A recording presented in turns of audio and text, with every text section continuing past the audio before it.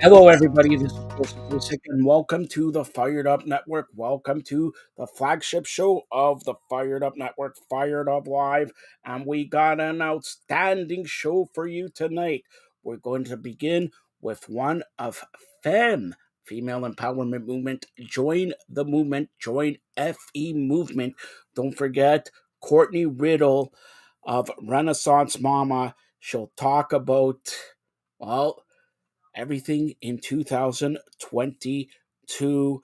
And Courtney, a big addition to the Fired Up Network family. Also, don't forget, we got Marty Roberts coming on for a live edition of Maple Leafs Forever, post-game edition of Maple Leafs Forever as the Maple Leafs take on the New York Rangers at Madison Square Garden in New York. And we have very much, we'll be looking forward to that very, very much there. But let's begin with Courtney Riddle, the Renaissance Mama. Hi, friends. I'm Courtney. I'm a performer, speaker, and a writer. I'm a mama to 3 crazy boys and a super sweet dog. I decided 12 years ago that I needed to create a business that worked for me instead of me working for it. I'm a multi-passionate entrepreneur who may be considered a serial entrepreneur by some, but then I realized that all of my businesses focused on connection, community, and creating an incredible experience. I cannot wait to share with you how to make small but mighty changes in your life to affect your overall well-being and create a life and business you want to get up in the morning for. That's right, my friends. I am the Renaissance Mama. Hi, friends. It's me, Courtney, the Renaissance Mama, and I am so happy to have you here today. Thank you so much for checking out the show. Thank you so much for supporting me, and let's just hop right into it. So I don't know if you were able to check out my last show, but I chatted all about how you can make a year in review for yourself, how it's super important to really take the time to reflect and kind of figure out where you came from, what happened this year, and how you want to build on and move on to next year. But I thought today would be a little bit fun to kind of think about what happened in 2022 in general, in the world, and then also share with you some of my favorite episodes that if you haven't had a chance to check out, I think you need to. So first of all, I don't know about all of you guys, but for me, I was a little hesitant going into 2022. I thought, okay, we all know what happened in 2020. 2021 was still a little bit up in the air. And 2022, I was just like excited. I was ready to make big moves. I was ready for good things to happen. I was ready for life to get back to normal. But in the back of my head, and I'm sure so many people were thinking this, we were all wondering what this new normal would look like. And I think we were all a little bit worried that maybe COVID is here to stay forever, or we just didn't know what was going to happen, how life was going to continue on. I don't know if that's how you felt, but that's definitely how I felt. And I feel still like at the end of 2022, still looking at, all the numbers in our hospitals and how COVID is still such a real thing and something to be aware of. It's kind of crazy. I think we still thought like, oh, it's going to be gone. It's gone. But in the back of our minds, we always knew it's around for a while and we have to learn to live with it and adapt and figure out how we can continue with our lives. All right, so let's hop in right to some of the biggest moments of 2022. So of course, one of the biggest moments I had to think of right off the bat was the slap, right? I mean, at the Oscars, Will Smith slapping Chris Rock. I think I was with the millions of people who thought it was a sketch. This is fake. This has to be fake. And then, wait a second, is this real? what? Like it was mind-blowing. And I still to this day have to kind of question. I feel like there's two groups of people. There's the people who believe that he did the slap 100% because he was so angry of the rude comments and he's just had enough. And then there's the group of people who believe this might have been a publicity stunt.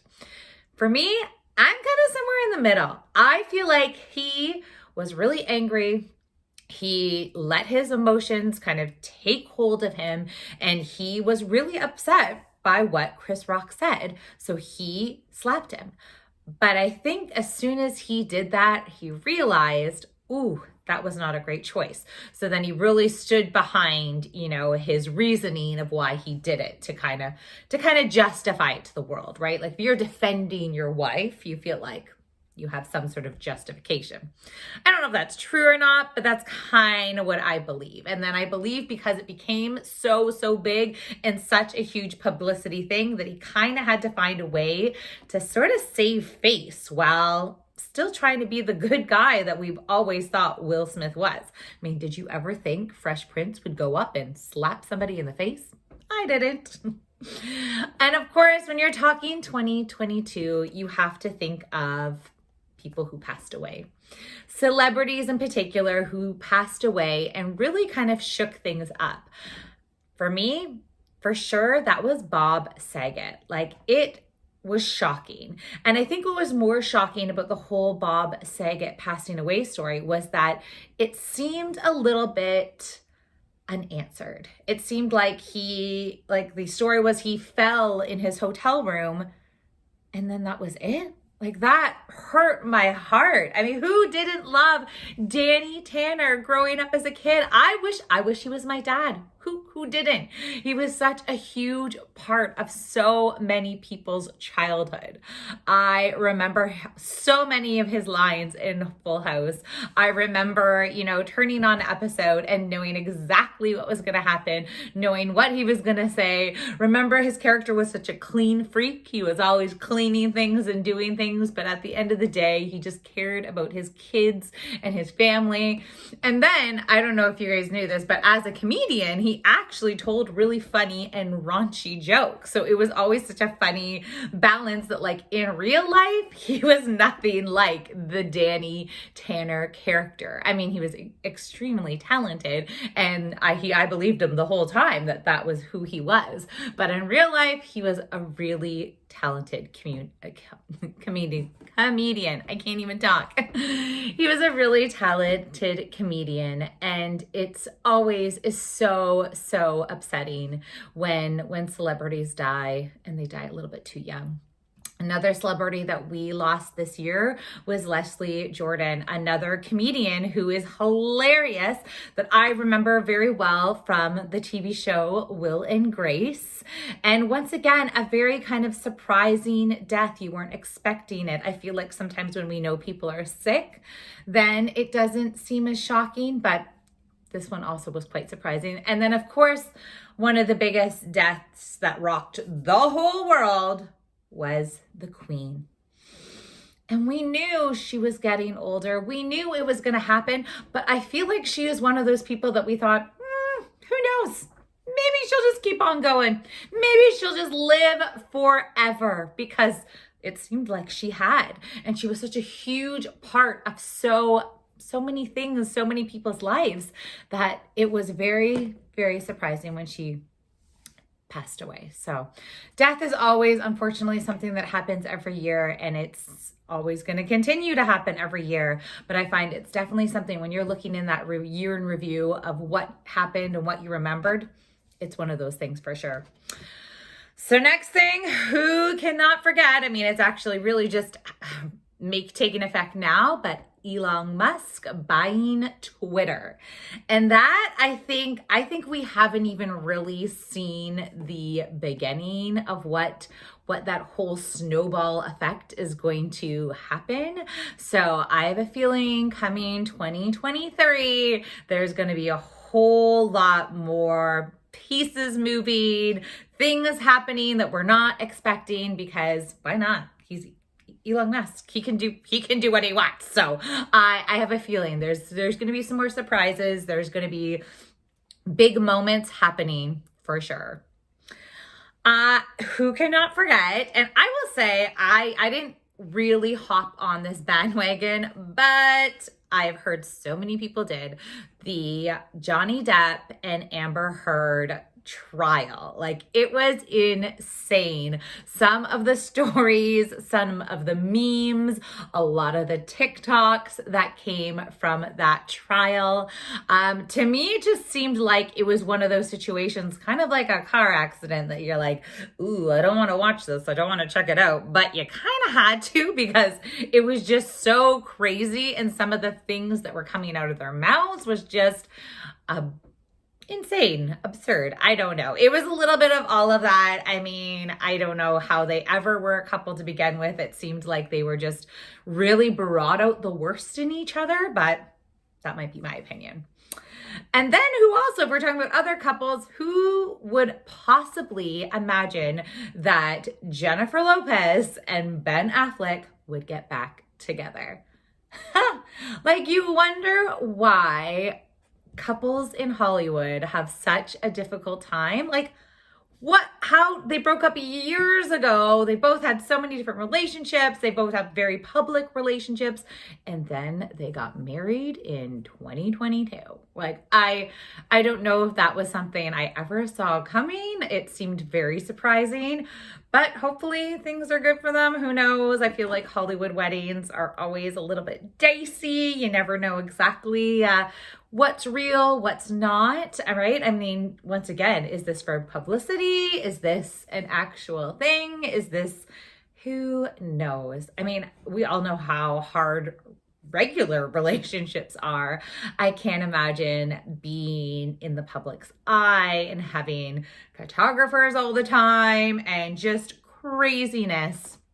So those poor Hollywood actors have such a hard time in relationships. I know, it seems a little silly, but at the same time, everyone just deserves a little bit of love. They deserve to, be together. Another really kind of funny thing that took over in 2022, and I will say I was for sure a part of this, and then I slowly fizzled out, but it was the Wordle craze. Come on, how many people woke up first thing in the morning, hopped on their phone, and tried to get the Wordle of the day? I will tell you, I still have friends who message me every morning and show me their little Wordle of the day and how many tries they got to get the word. And then there was different versions. There was Quirtle, and then there was a number one, and then there was all these different options. I was doing it for quite a while, and then what happened is my phone actually kind of reset, so it went back to 0, and I was like, well, now I've lost my streak, so I kind of gave up.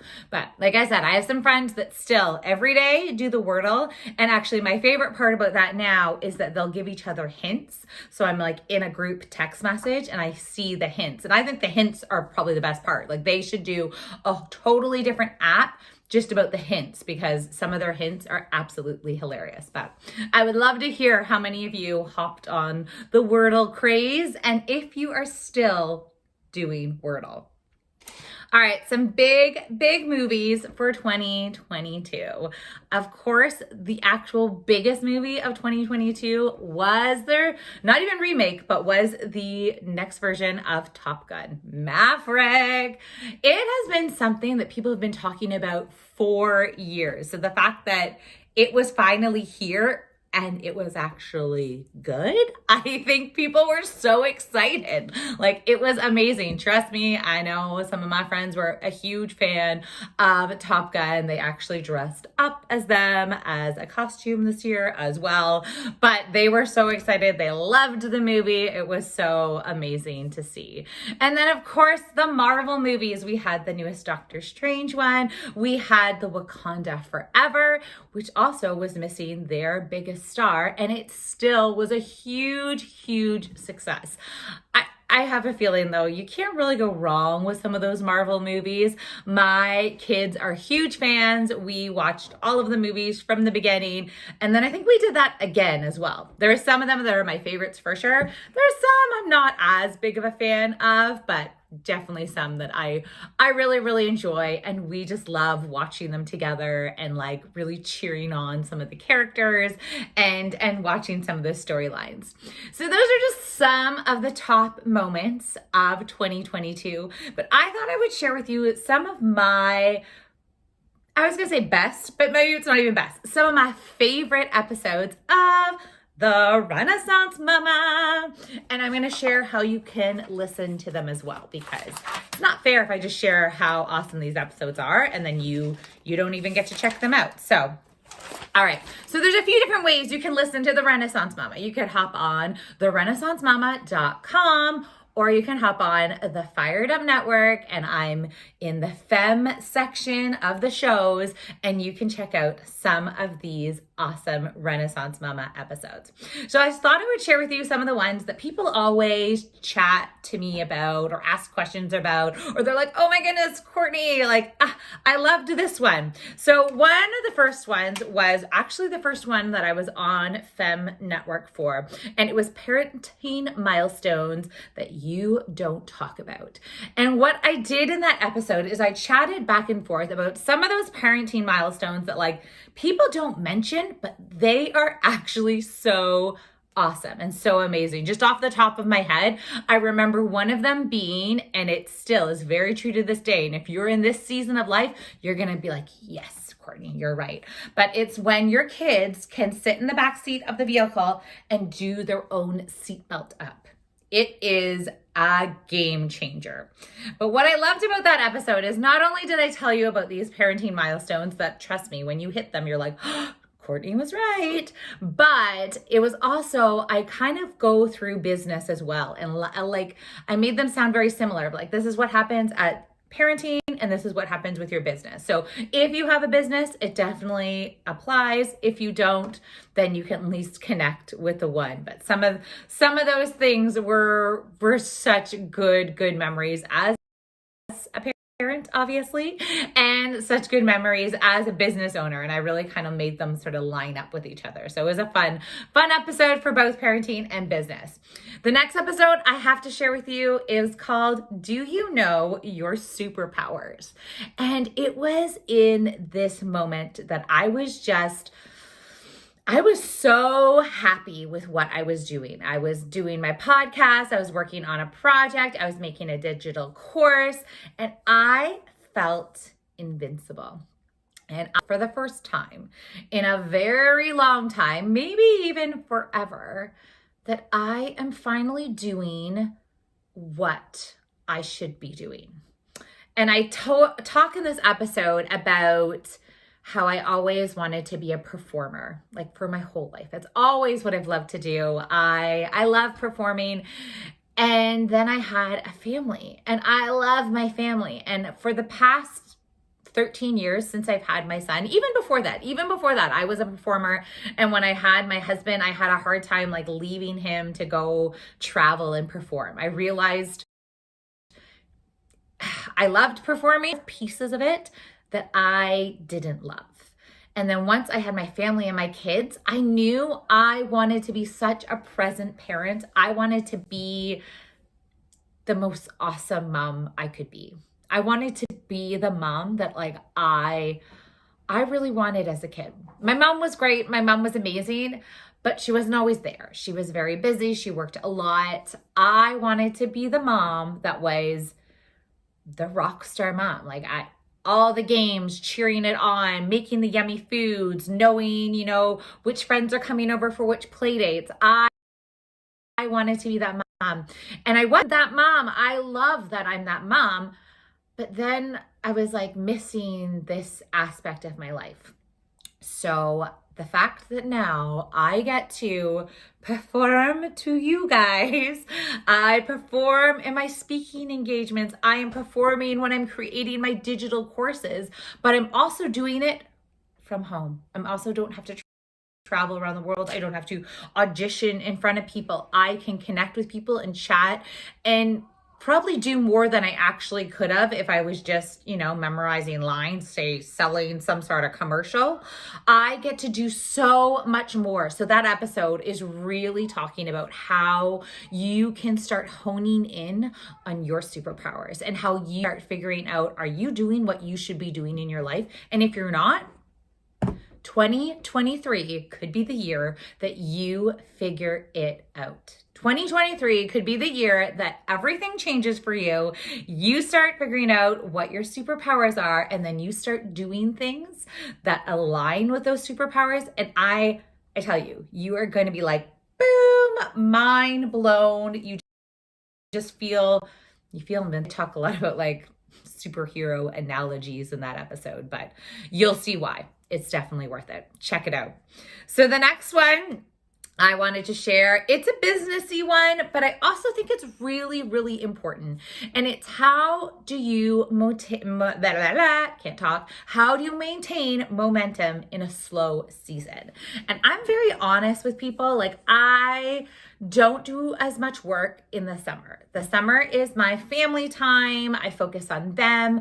I want to make summers amazing for them. I still do all my commitments and I'm consistent with the things that I'm supposed to be doing, but I don't take on any huge projects. I'm very aware that in the winter I'm running around like a crazy lady because I have so many projects on the go and I love it, but I also know I can't do that all year long. It's not fair for me. It's not fair for my family. It's not fair for anybody because number one, I'm probably not going to give great quality if I'm just never taking a break.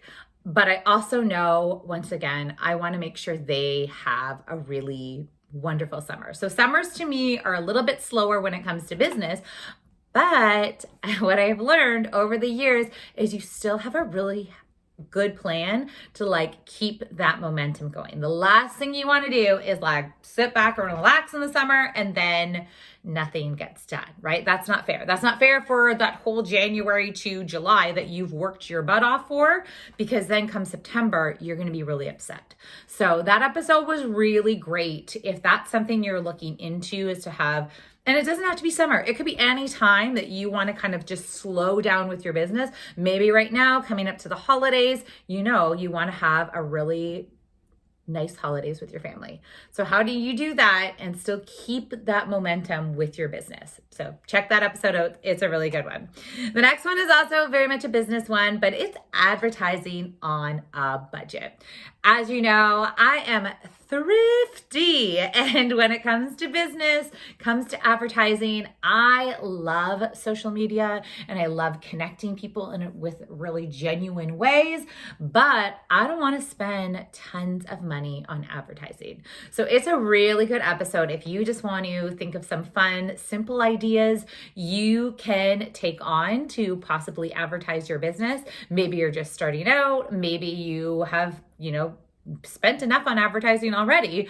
It's a great episode to kind of just, like I said, give you some fun ideas, things you may not have think about, just different ways you can really get out there. It is all about time and consistency though. So if you don't have the time or the time to be consistent, you probably have to pay the money on the advertising. But if you want to save, then that's how you do it. You got to get time, consistency, and a good plan. So check out that episode if that's something you're looking into and you want to check out.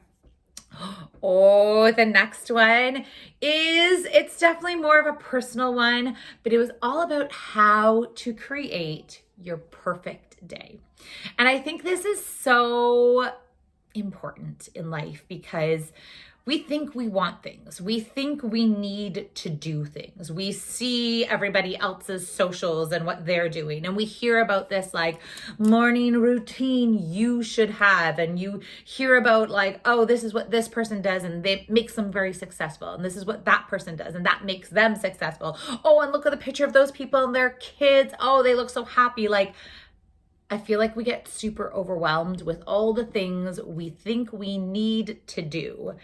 And in this episode, I really just kind of peel it back, slow it down, and have you take all the pieces of what you actually want in your perfect day.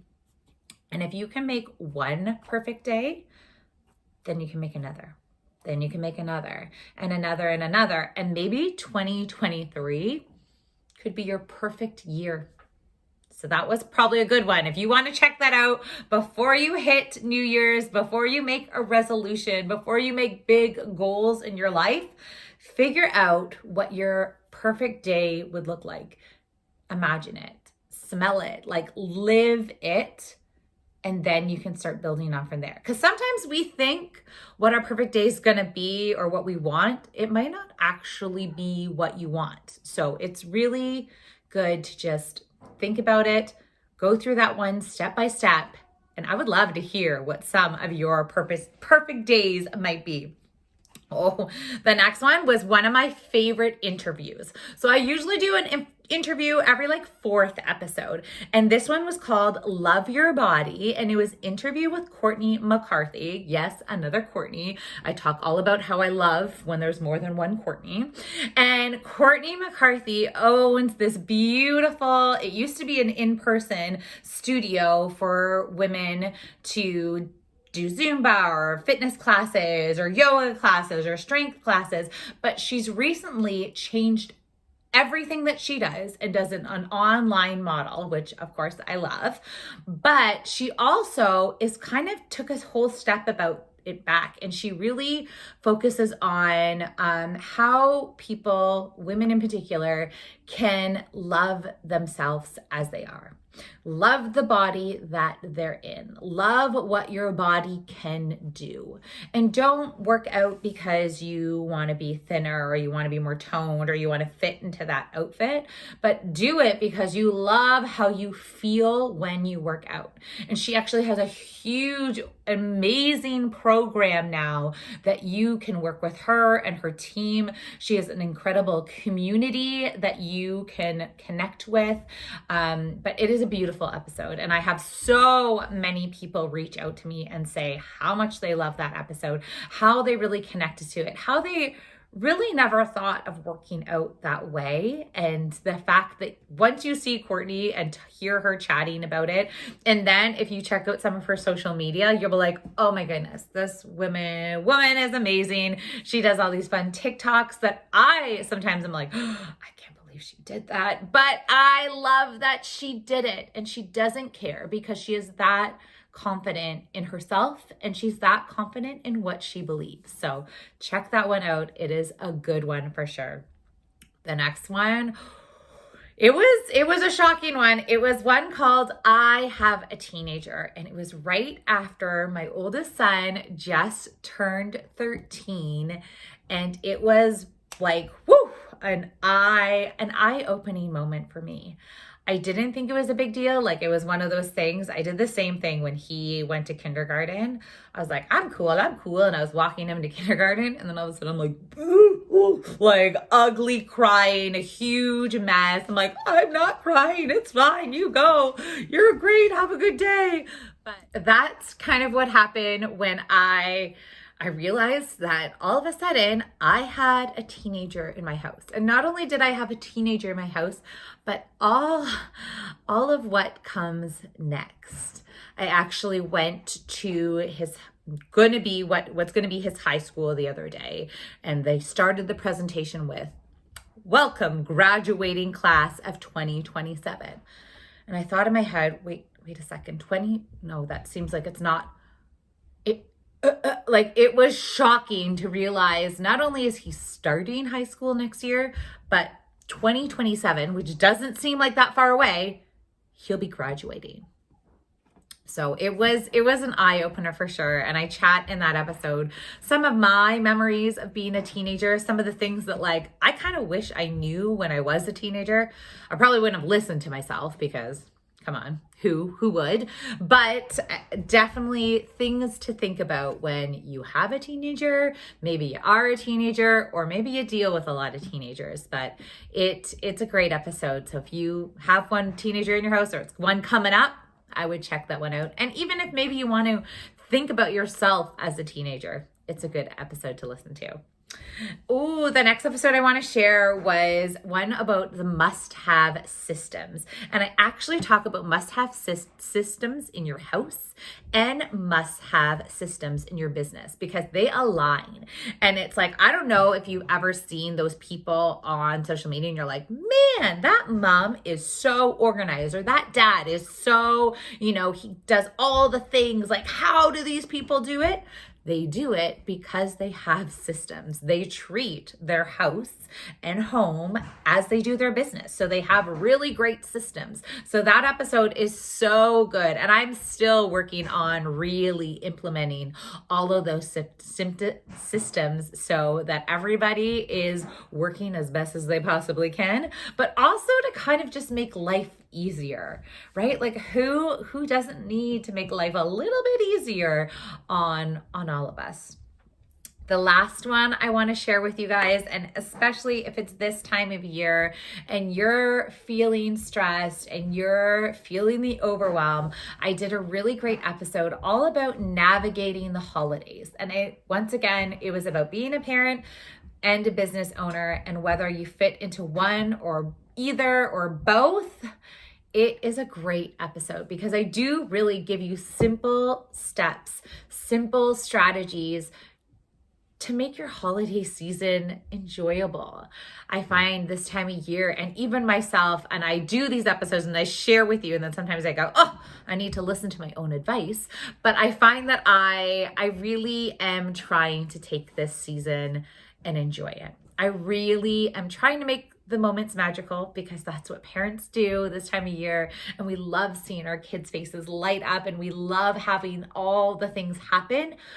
But it sometimes is really hard to do. And sometimes I feel like the clock is working against us because we have all these other things we have to do in life, like jobs and commitments and that the mega list of like holiday things that need to get done, sometimes they get pushed down to the bottom of the list. But for me this year, I'm really just focusing on the experiences.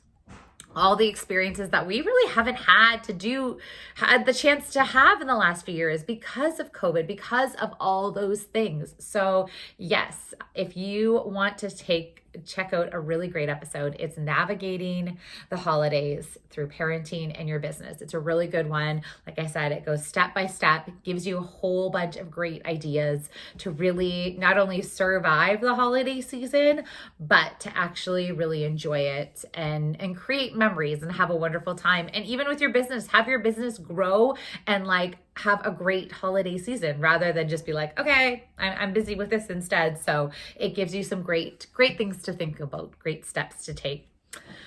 Well, my friends, that is all for now. I hope you liked my quick little year in review of some of the things that has happened. I kind of really focused on pop culture-ish things, and then I shared with you some of my very favorite episodes. Like I said, you can check them out on the FiredUp Network. You can check them out on therenaissancemama.com. But I want to hear from you too, because this is my favorite part, is connecting with you guys and hearing what are your favorite episodes. What do you want more of? What do you want less of? Like, I am doing this for you, so I want to hear from you. Let me know on my socials. I'm on Instagram at CourtneyRenaissanceMama.com.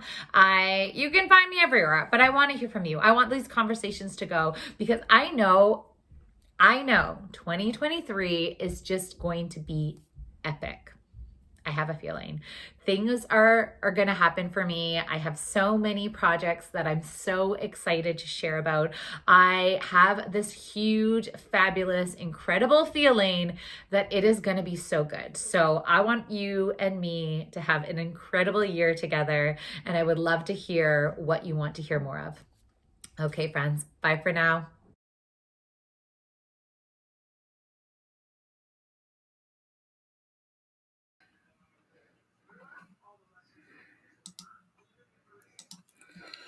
Well, that was Courtney Riddle, the Renaissance Mama. Great to see her. Happy Merry Christmas, Happy New Year to her. Big addition to the Fired Up and family. Courtney Riddle. You'll see more of Courtney very, very soon. We'll have a special announcement. Most likely tonight, we'll have an announcement. And you'll see more of Courtney, like I said, very, very soon. Maple Leafs are in Madison Square Garden tonight to take on the New York Rangers. And the Rangers lead by a score of 1-0, leading the Maple Leafs here. All right. Today, a big day in women's hockey. Yes, in women's hockey, Justin Levine, the media relations director for the Toronto Six, as well as he covers ladies hockey, talks about the Women's World Hockey Championship coming to Brampton. Yes, to Brampton, April 5th through April 16th.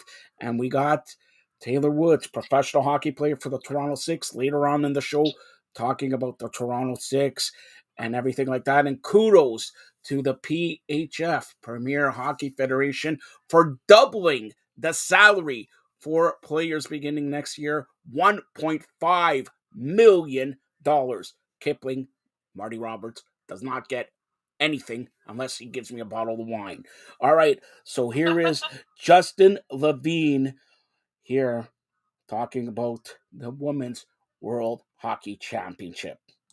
Hey everybody, this is Joseph Pasek and welcome to the Fired Up Network. Welcome back to the flagship show of the Fired Up Network, Fired Up Live. Welcome back to the Toronto Six Media. Well, what do you call you? Media, head of media and communications for Toronto Six. Like that name? I just made that up? Good. All right.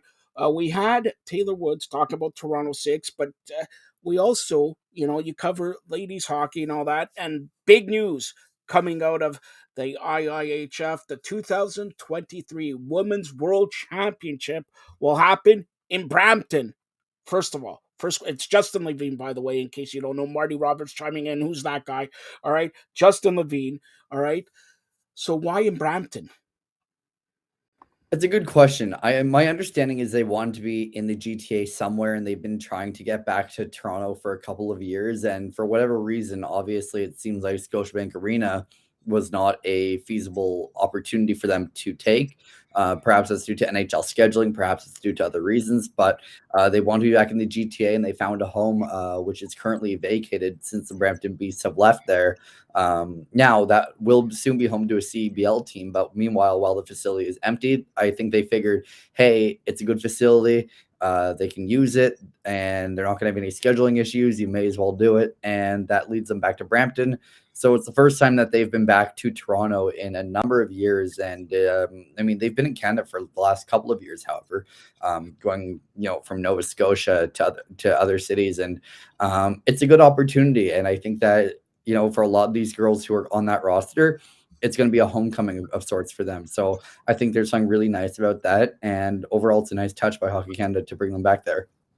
All right, so and we touched on this, and you're a member of Toronto Six. The All-Star game from the PHF happens at the Mattamy Center. For those who don't know, the Mattamy Center, formerly Maple Leaf Gardens.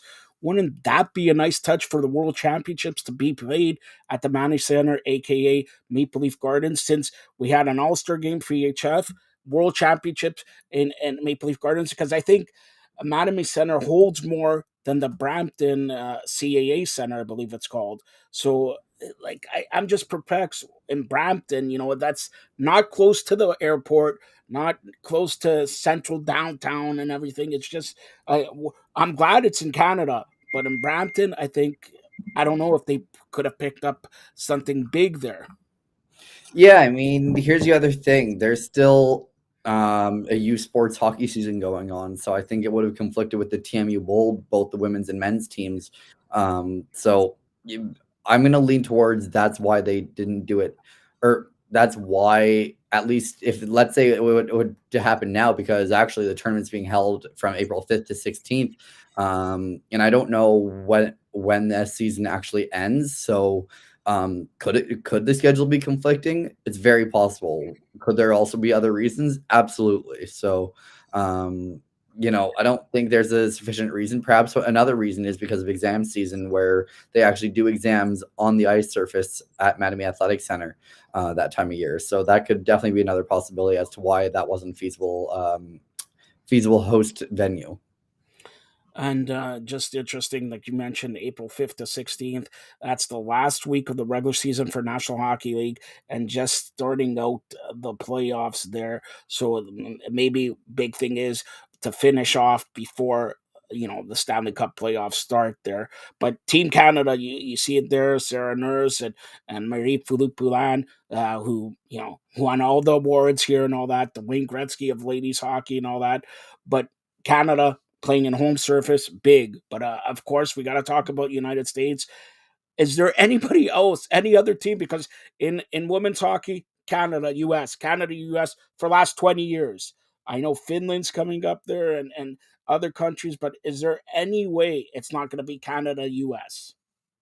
Czechia actually has a very strong roster, and they're a very up and coming country in the sport of women's hockey. And we see that with the likes of Denisa Krizova, Dominika Laskova, Denisa Mrazova. There's a lot of talented players on that team who are really giving that country a good reason to root for them and show them that they are a hockey nation, or at least an up and coming one at that. And they proved it at the last Women's World Championship in Denmark. And I think that they're going to continue to make their case this year in Brampton.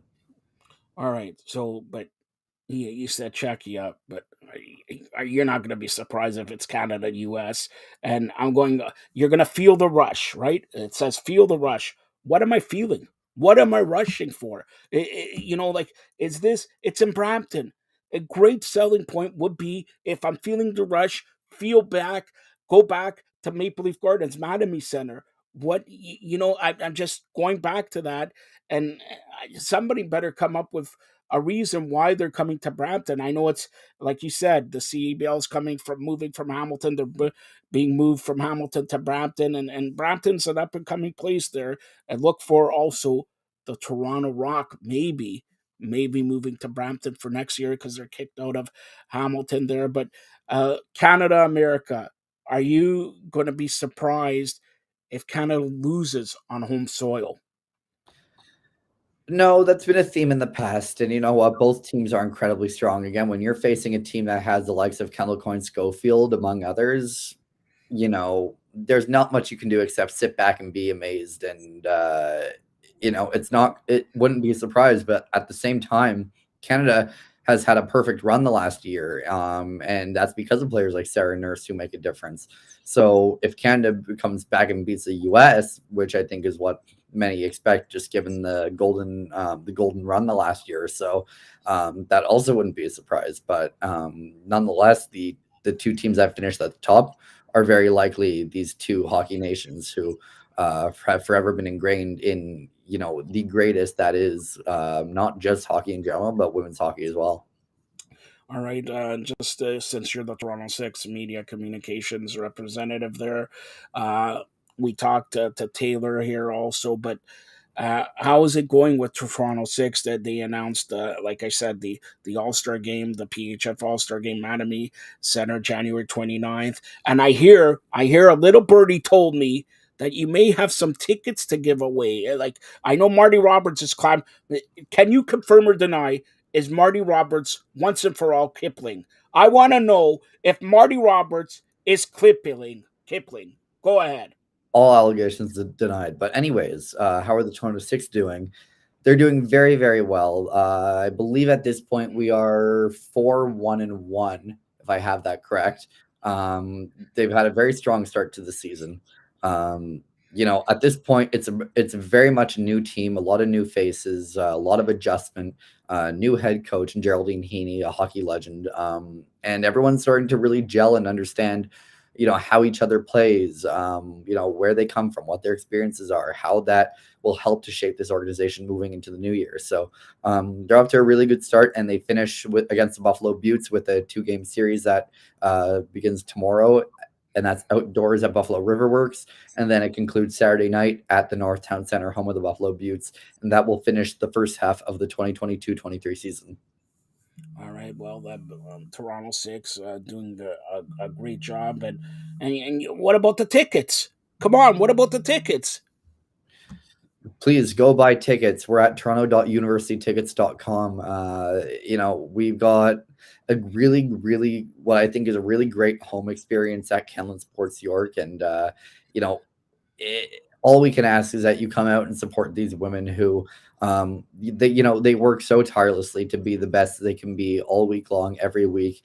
They push themselves to the boundaries, and they've put on quite a show, and they're very deserving to have big crowds. So please come out and support the Toronto Six as we move into the new year for the second half of this year's PHF campaign. When's the next home game? Next home game is January 21st when we face the Connecticut Whale. All right, January 21st, I'll make you a deal.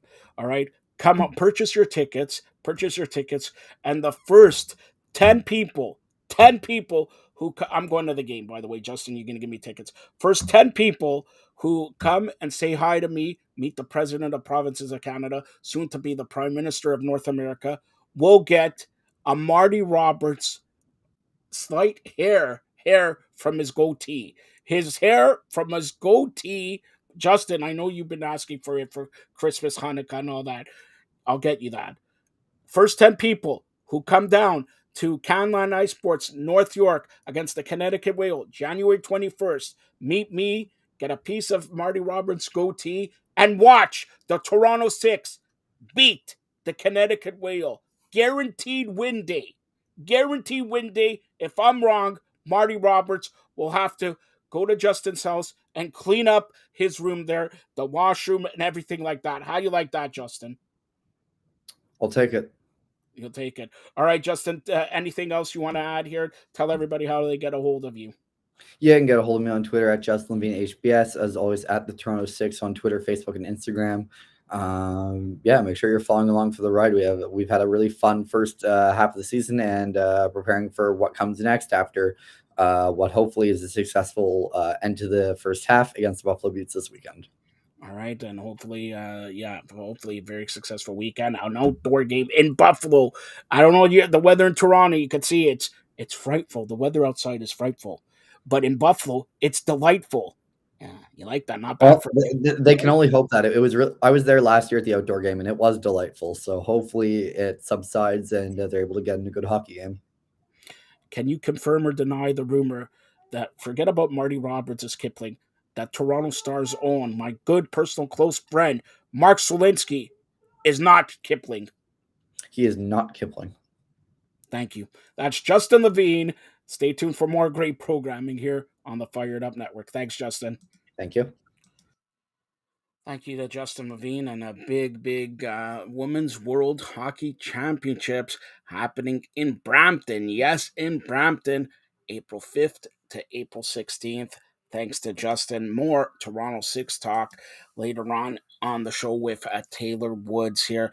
The Maple Leafs at the end of the first period tied up the game. Bunting scored his seventh of the year, and it's 1-1 at Madison Square Garden in New York. The Maple Leafs and New York Rangers should be interesting to see who comes up big. Mitch Martin, another game with another point. He has 23 now, 23.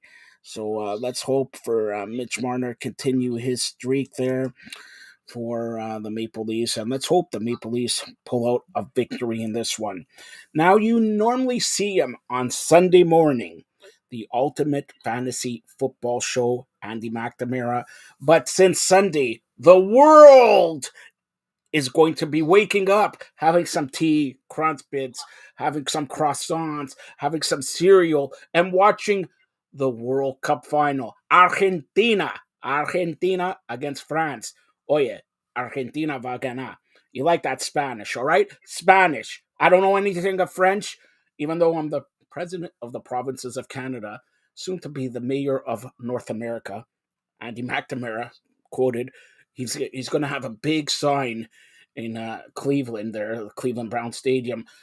Joe Pasek, the mayor of North America. But Andy McNamara is back to give you a preview, and this is the game is happening in about 20 minutes, 25 minutes. It is Thursday Night Football. Andy McNamara, the ultimate fantasy football show right now. Here's Andy McNamara. It's a special Thursday night football edition of the Ultimate Fantasy Football Show. I'm Andy McNamara. Who's ready for Week 15? Who's ready, folks? Who's ready to go? Who's ready to go? Who's ready for the fantasy football playoffs? Getting ready for another set of best bets coming up. Big game, big weekend. And look, I'm going to answer some of your fantasy football questions, betting questions coming up in the show. But get you ready for Thursday night football. This is a big match. This is a really interesting matchup to me when it comes to the 49ers heading into Seattle to take on the Seahawks. You can get your questions in using hashtag AskAndy on Twitter, at AndyMC81, and at FiredUpNet, of course, as well as on Instagram at AndyMCSports. A little sip of coffee here, folks. Get ready. Nighttime coffee, getting ready to roll. This is going to be a good one. So here's the lines. Okay, I want to look at the betting side of this game first, and then we're going to swing into some DraftKings Showdown DFS contests, and of course, to answer some of your questions for NFL Week 15 that involve this game, because this is the first big step, right? You go with somebody tonight or you don't, it's going to impact your fantasy playoffs. And if you're out of the playoffs, of course, too, it's okay because you still get your DFS, still get your DraftKings and all that good stuff. So all good there.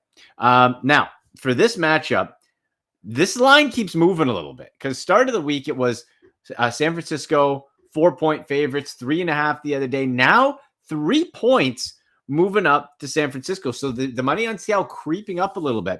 And if I'm looking at the DraftKings Sportsbook, this is what jumps out to me. Okay. For 49ers to win by more than 3, and depends on your book, could be 3.5, is minus 105. For the Seahawks to cover that, it's minus 115. So it really depends how you think this one's going to shake out. Do you think it's going to be the Seahawks? You think it's going to be the 49ers? Here's my reasoning for I think you put the money on the Seahawks. And the straight up money line is where I like. Plus 145 for the Seahawks to win outright. Okay, over-under is 43, by the way. Here's the reason. This is if the Seahawks fancy themselves a division winner, it's a must-win. 49ers win this game, they take the division, you're done. Now, the Seahawks could still maybe wrangle into a wildcard spot. Gets a lot more difficult at 7-6, right? To be back to 500, a lot tougher road. Seahawks let that one slip away last week against Carolina. They just slept one. They weren't even there. So now you're at home. You're in Seattle. Remember, folks, between Seattle and Kansas City, they were going back and forth with the Guinness Book of World Record for what the loudest decibel thing, whatever it was for home crowds. You strike early in this game with Geno Smith. You strike early, that crowd's going to be hot. Not that the 49ers can't handle it, but you have Brock Purdy, who's going to be sort of that game time decision. He has an oblique, which is a weird injury, right? You could hurt it anytime. Oblique's not like your ankle or knee. This is something you throw it and, oh, there it goes. Could be during the game. And the backup's Josh Johnson. I know the 49ers are built to be QB friendly, but come on. Okay, Josh Johnson should have been on the conveyor belt to the glue factory a long time ago. Not the best. You're now on your third, fourth quarterback option when you get to Josh Johnson. So plus 145. So the Seahawks need to win this game. They're coming off a stinker. They're at home. You got a banged up backup quarterback, and there's no Deebo Samuel for the 49ers. Compare that to the Seahawks, who get their in-season star running back Kenneth Walker back healthy, removed from the injury designation. Huge fantasy-wise. A lot of questions going to be in for Kenneth Walker today, and I got him on one of my teams. Picked him up off of waivers a bunch of weeks ago. Kenneth Walker, play him. Now, Deebo Samuel, out. All right? So with Deebo out, that means Christian McCaffrey, who's also not 100%, don't forget, he'll play through. What that does is it now elevates Brandon Ayuk. So we got Ayuk now, a bit more targets. You got George Kittle. I got a deep, deep sleeper for you too. Okay? Let me get this for you. This is let me preface it by saying this. For your fantasy football playoff, don't do this. Okay? If you're playing a DraftKings contest, DFS, you want to get that contrarian play, whatever, give this a think. That's what I make sure I got. Yeah. Jawan Jennings for the 49ers. 1% ownership going into waiver wire pickups, and his ownership, I think, rose 2 or 3%. Why Jawan Jennings? Jauan Jennings. So like I said, no Debo, Christian not 100%. You have Brandon Ayuk up, George Kittle. So Jennings now slips in underneath to that next level of coverage. Okay. And you might have to rely on him. Now, this is not based on having done it. This is why it's risky. Jawan Jennings has not proven he can do this, but he is a starter. He is next in line on the depth chart.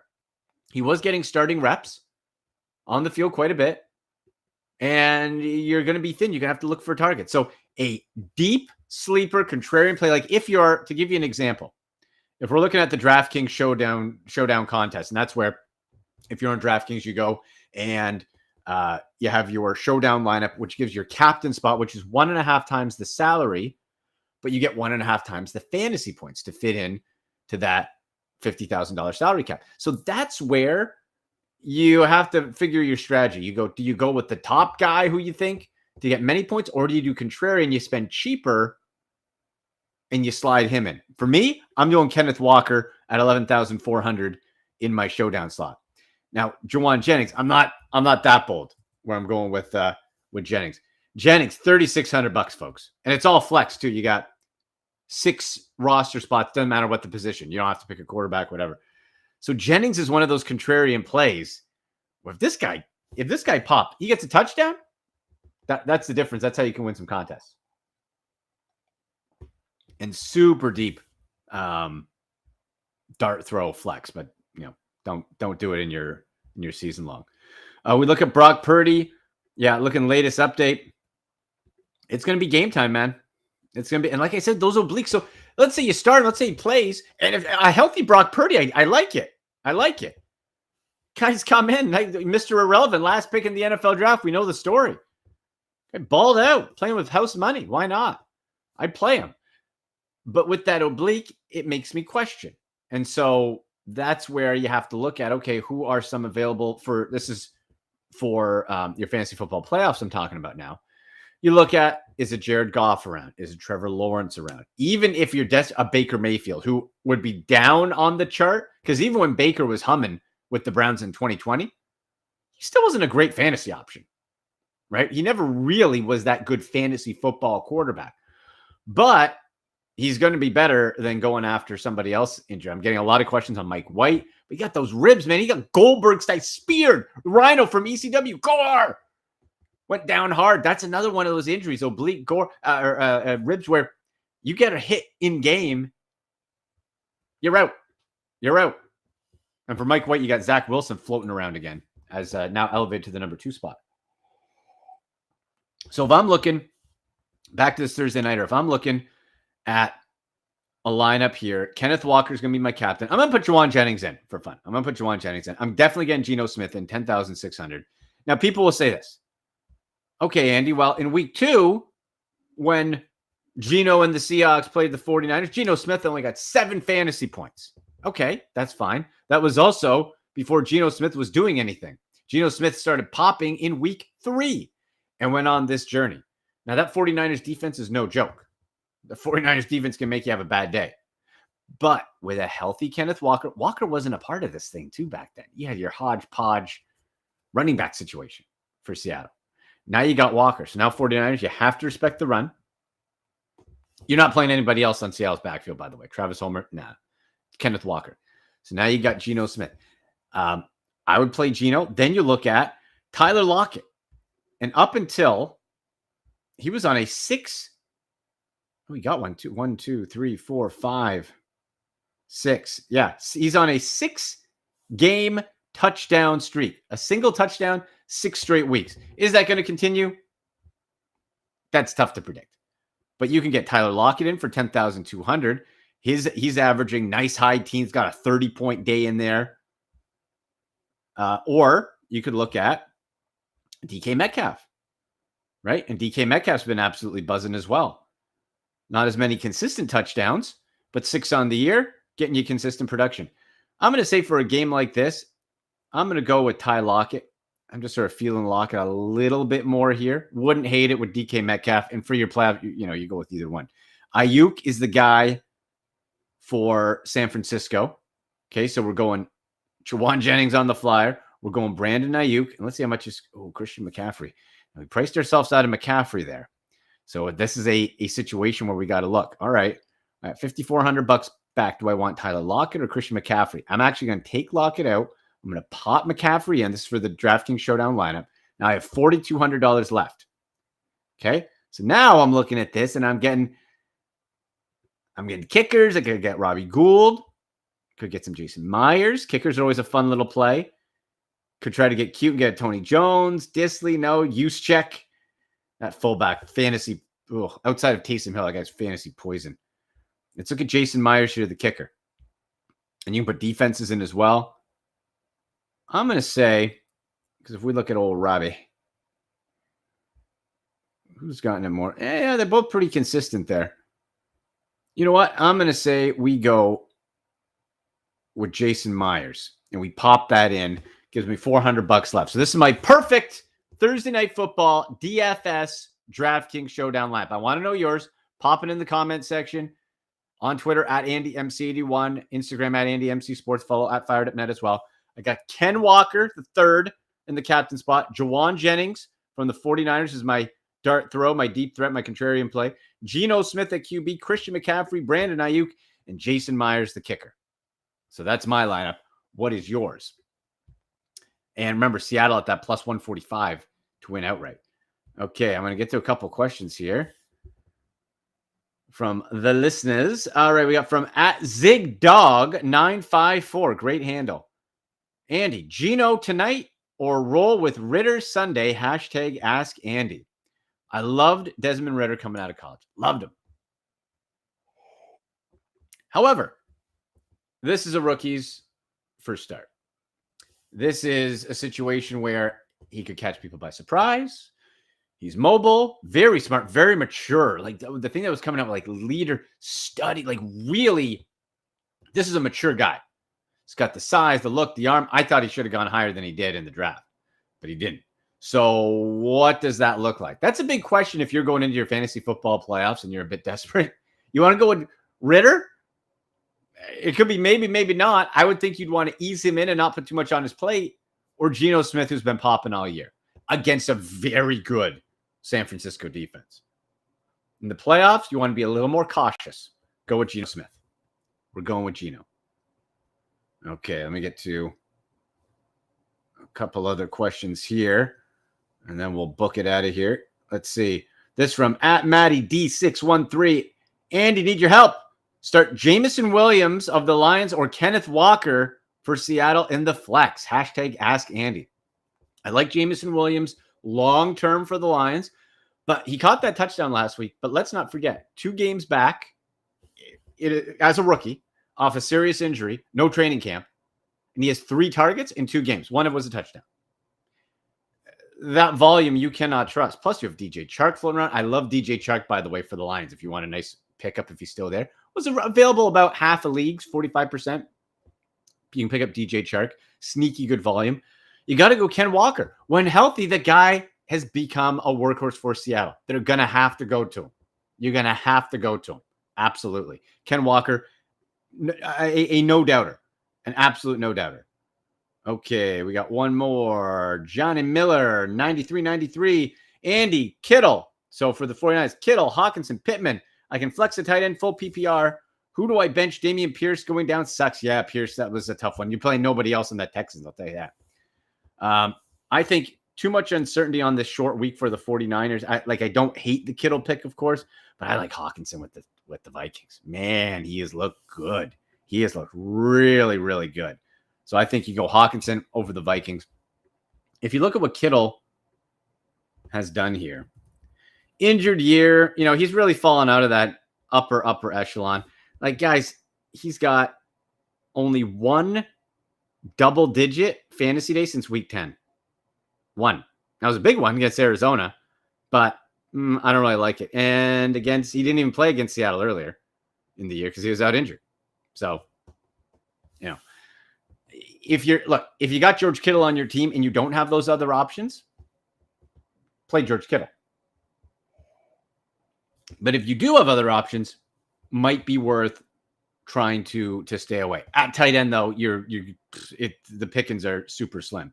take him over like a Will Disley, of course, type of thing. So, all right, people, there you go. Thursday night football, 49ers versus Seahawks. If you have any other questions leading up to kickoff, get me on Twitter at AndyMC81, hashtag AskAndy at FiredUpNet, and on Instagram at AndyMCSports. Make sure you stay tuned for later on in the week. We're going to talk with Coach Jeff Reinbold, my guy. He coached in the NFL with the Raiders. He coached in the CFL, University of Hawaii, which he's there now. So we'll talk to Jeff Reinbold, get you ready for the rest of NFL Week 15 a bit later on. But otherwise, enjoy 49ers versus Seahawks, and good luck to your fantasy teams. Thank you, Andy. Of course, that's the ultimate fantasy football show every week here, but a little bit early this week because there's a big game, big football, soccer, football, whatever you want to call it, Sunday, 10 a.m. Eastern, Argentina versus France. France, the reigning, defending World Cup champions, taking on Argentina. Lionel Messi goes for it all. Lionel Messi wants to capture the Jules Rimet trophy. That's the World Cup trophy. Nobody knows that answer. Come on. All right. 1-1 tie. Just starting the second period between the Rangers and the Maple Leafs. Will be joined also by Taylor Woods of the Toronto Six, our good friend Anthony from Wave Global, and Marty Roberts will chime in here for in about an hour's time for Leafs Forever post game and a little around the majors talk, Major League Baseball. There, it's that time, and if you're in Toronto, the weather outside is frightful, like I said, but here you're sitting back at home. It's so delightful. You probably have some wine, some crackers, watching the Maple Leafs, have me on. I'm the president of provinces of Canada, but I've been now elected to be the prime minister of North America. I'm debating it. That's why I had a haircut. I'm debating it right now. By the way, also for all the Jewish fans out there, happy Hanukkah. Hanukkah begins on Sunday. 8 crazy nights. Me and Adam Sandler are going to be singing. Did you know David Lee Roth is Jewish? Marty Roberts not, but David Lee Roth is Jewish, all right? And Justin Levine, Jewish. Marty Roberts not. All right. So here, big game on Sunday. I brought the big major boys here. The coach, Carmen Asako, and also the Hall of Famer from OSG Sports in Atlanta, John Freeman Nelson. We talk the World Cup. We talk CPL, MLS on the soccer show. Here is Carmen Asako and John Freeman Nelson on the soccer show World Cup 2022 preview. The finals, Argentina and France. Hey everybody, this is Joseph Hasek and welcome to the Fired Up Network. Welcome to Fired Up Live, the flagship show of the Fired Up Network. Welcome to the soccer show, a World Cup final preview. And I had to bring the big boy home. Yes, the coach, Carmen Asako, who is so happy. Look at him laughing and everything. And we got the Hall of Famer, John Freeman Nelson, who's picking me up some good Nino D'Aversa food. That's Nino D'Aversa. Yeah, Nino D'Aversa. All right, I'm going to go to John first. We're in the final, John. What has surprised you in the World Cup thus far? Your thoughts of the whole tournament thus far. Well, I like what we've seen from the African nations. Senegal, like what we saw from them. Obviously, like what we saw from Morocco. Now that Morocco has broken the glass ceiling, it means that 11 teams from AFCON will be in the tournament next time. And I like the fact that it's not just all chalk. I like that the Final Four had Croatia in it. I like that the Final Four had Morocco in it because it reminds us all that the margins are closing and it's not just all the big guns anymore. That it is, that it's Argentina and France, but it's also Morocco and Croatia, the balance of the big guns and the guys that can get hot in a tournament because you have a keeper like Livakovic for Croatia when you have a keeper like Ibu Martinez, who is like one of the all-time Kings talkers of all time. I love that. And when you have from not that Bono, but when you have Bono from Morocco stand on his head, and I think he's saved like 1/3 of every penalty that he's ever faced, and that kind of stuff for me. And then Hugo Lloris, but that kind of stuff for me, that's what I've enjoyed about this particular tournament, that it's not all chalk, and you can get stars from different places. First of all, Bono's from Canada. All right, so that's number one. No, number two is we haven't had you all tournament, so we got to talk about the U.S. What did you think of U.S. and what changes will be for 2026 since they're one of the participants hosting the tournament? Changes per se, I've been a multi-cycle guy, so if there's a change, it might be Berhalter.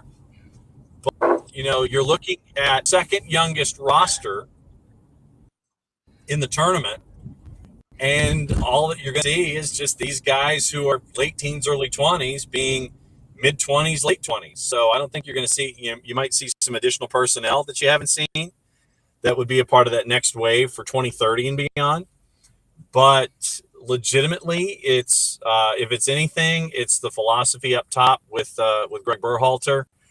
I think that your number one goal was to get out of group, and you got out of group, and so that to me was big. And then if you're clinical with your chances, the way that the bracket opened up, I think that the Americans could have had a chance to make a run in their bracket, but they weren't clinical, still having issues at the striker position.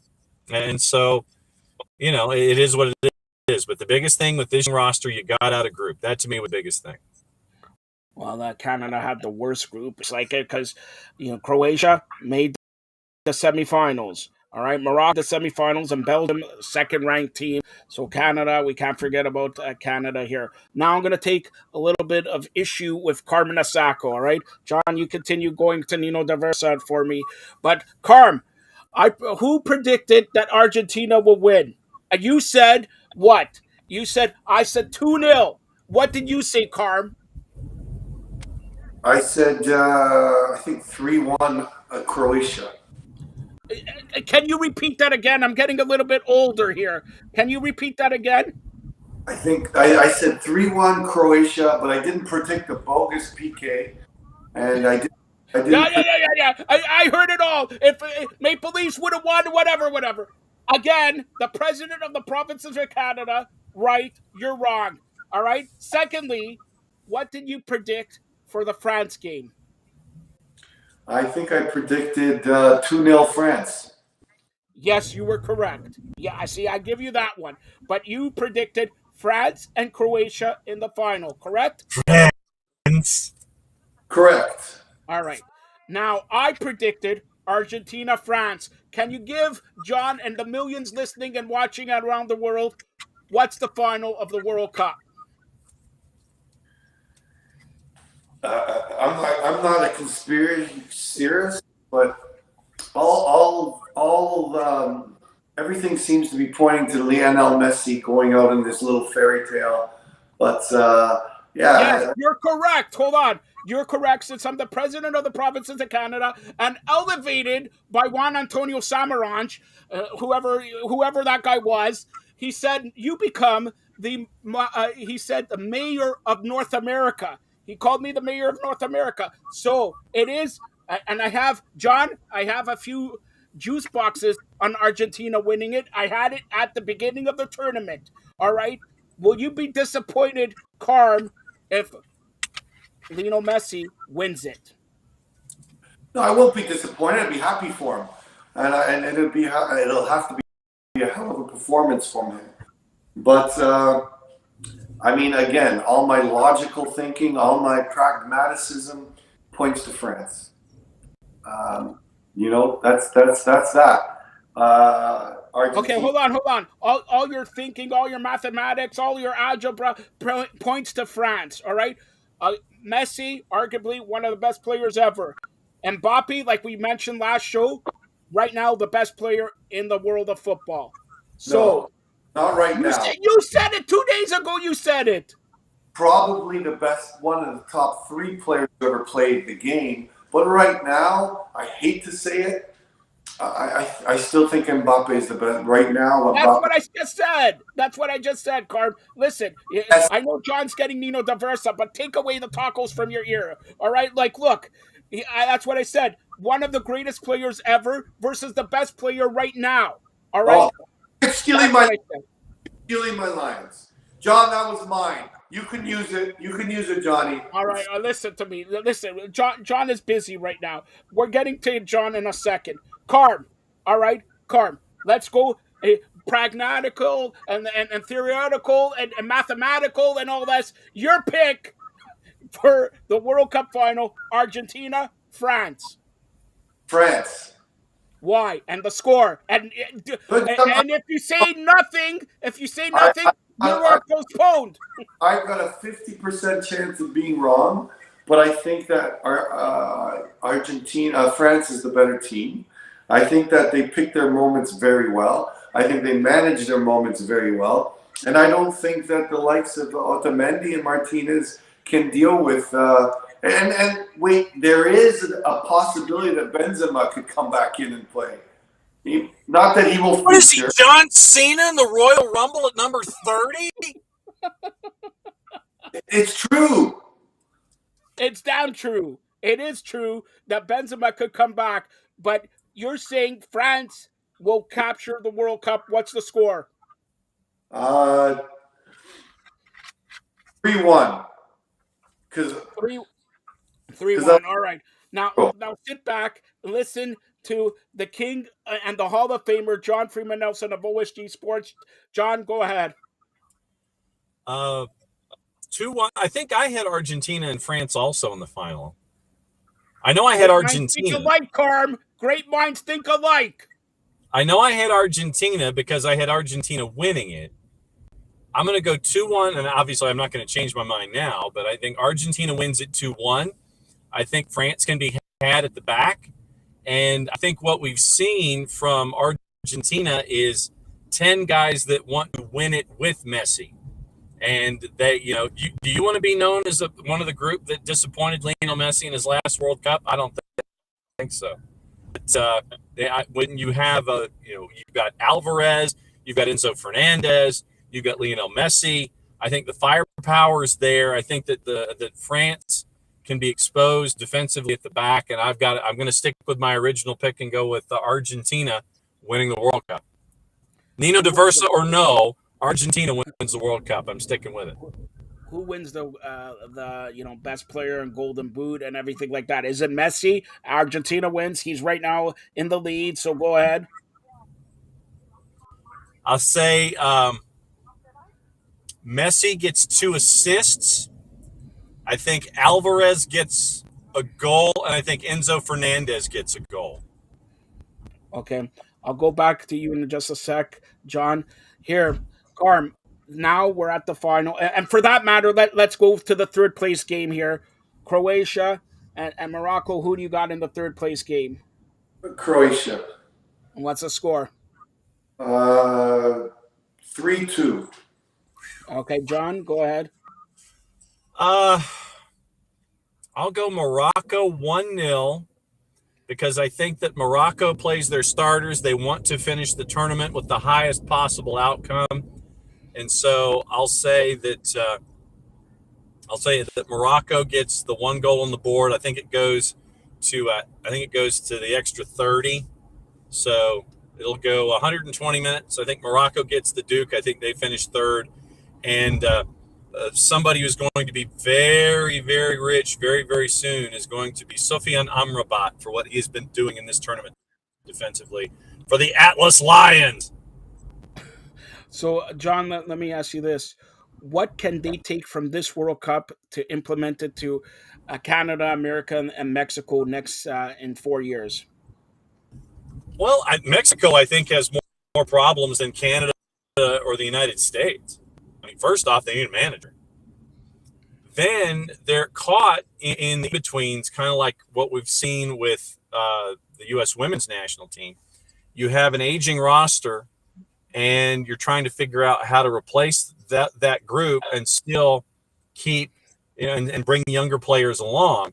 But it seems like El Tri are afraid to bring younger players up, and they want to ride with all of the older talent, and they ain't scoring any goals, and they're losing, and it's pretty bad. And that's the biggest thing for me is I think Mexico has more problems than anything else, and it's philosophical first and foremost. You've got an aging roster. What are you going to do for 2026 when they're even more aging? What are you going to do after that? So I think that Mexico is in worse shape than Canada is, and I think that they're in worse shape than the United States are. So I think Canada and the United States. I think the biggest question is on the bench. The talent pool is there. For Mexico, it's the bench and the talent pool and the birth certificates. That's like check 1, check 2, check 3 for where El Tri are concerned. I think that Canada and the United States, I think that they're in better shape, logistically when it comes to the next 4 years. I could see John's almost at Nino Diversa, so I'm gonna go with John, and then we'll let go of John and Karma. I'll ask you a couple final questions. So John here, finally with USA. I don't know if you heard everything that we're gonna have a all women's Canadian soccer league. Has Yep. anybody talked Talked to about that? JJ Adams about it at OSG on Soccer Down Here 2 days ago, actually. Okay, and what was the reaction in the United States about an all Canadian women's soccer league? Bring it. Great, fantastic. But you've got to look at Diana Matheson and Christine Sinclair making the announcement still without having the express written consent of Canada Soccer, and they just kind of put the cart before the horse and made the announcement. Yeah, you've got sponsors, but you don't have the signing of Canada Soccer as a part and parcel and a partner. So I think that that's the first obstacle that you got to figure out. Yeah, it's great that Vancouver is a part of it, and I think they've got 2 franchises online. But the biggest thing is you got to get Canada Soccer in line with it, or it's just going to be sitting there and it's a great idea, but there's no one behind it, and that's the biggest issue for all of it is making sure that you have financial backing, which is great, getting CIBC and another big sponsor, that's big out of the blocks. But at the second time, Canada Soccer has to sign off on it, and they've got to give the good old-fashioned okey doke, and that's something that's got to get worked on. All right, Carm, do you have any questions to ask the Hall of Famer? Where do you learn how to drive? You get his license. High school. Making me dizzy. All right. That's the beauty of it. So, John, tell everybody how they could get a hold of you. We'll get you back on Monday to talk about the final, but go ahead. Thanks a lot for this. And Carm, do you want anything from Nino Diverso? John's picking it up. Yeah, really. Easiest ways on the Twitters, it's Soccer Down Here app available iOS and Android. Me on the Twitters at OSG Nelson. Catch up, boys, after it's all done. Good to talk to you. All right. Thanks a lot, John. Bye. Bye. All right, that's John Freeman Nelson, the Hall of Famer, OSG Sports. Now, we're going to finalize here. Carm, we talked about the ladies soccer, the ladies league, and all that. Any other things that you heard about that? Because John made a great point on not getting it sanctioned. We talked about that when it was announced. We talked about the kind of premature announcement without consent of CSA, but I think this was a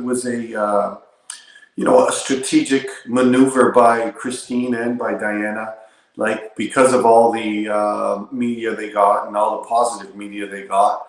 I mean, they're just basically putting the onus on CSA to say, if you don't do this, imagine the negative reaction that will have. So I thought it was a strategic move by Diana and Christine. And you know what? There's a lot behind the scenes that we don't know about. We talked about Bria Carr-Harris and her kind of being elected as the one to oversee women's professional soccer and to put a viability plan in place. And I think she's still the right person. And I just wish that her and Diana and Christine could come to a harmonious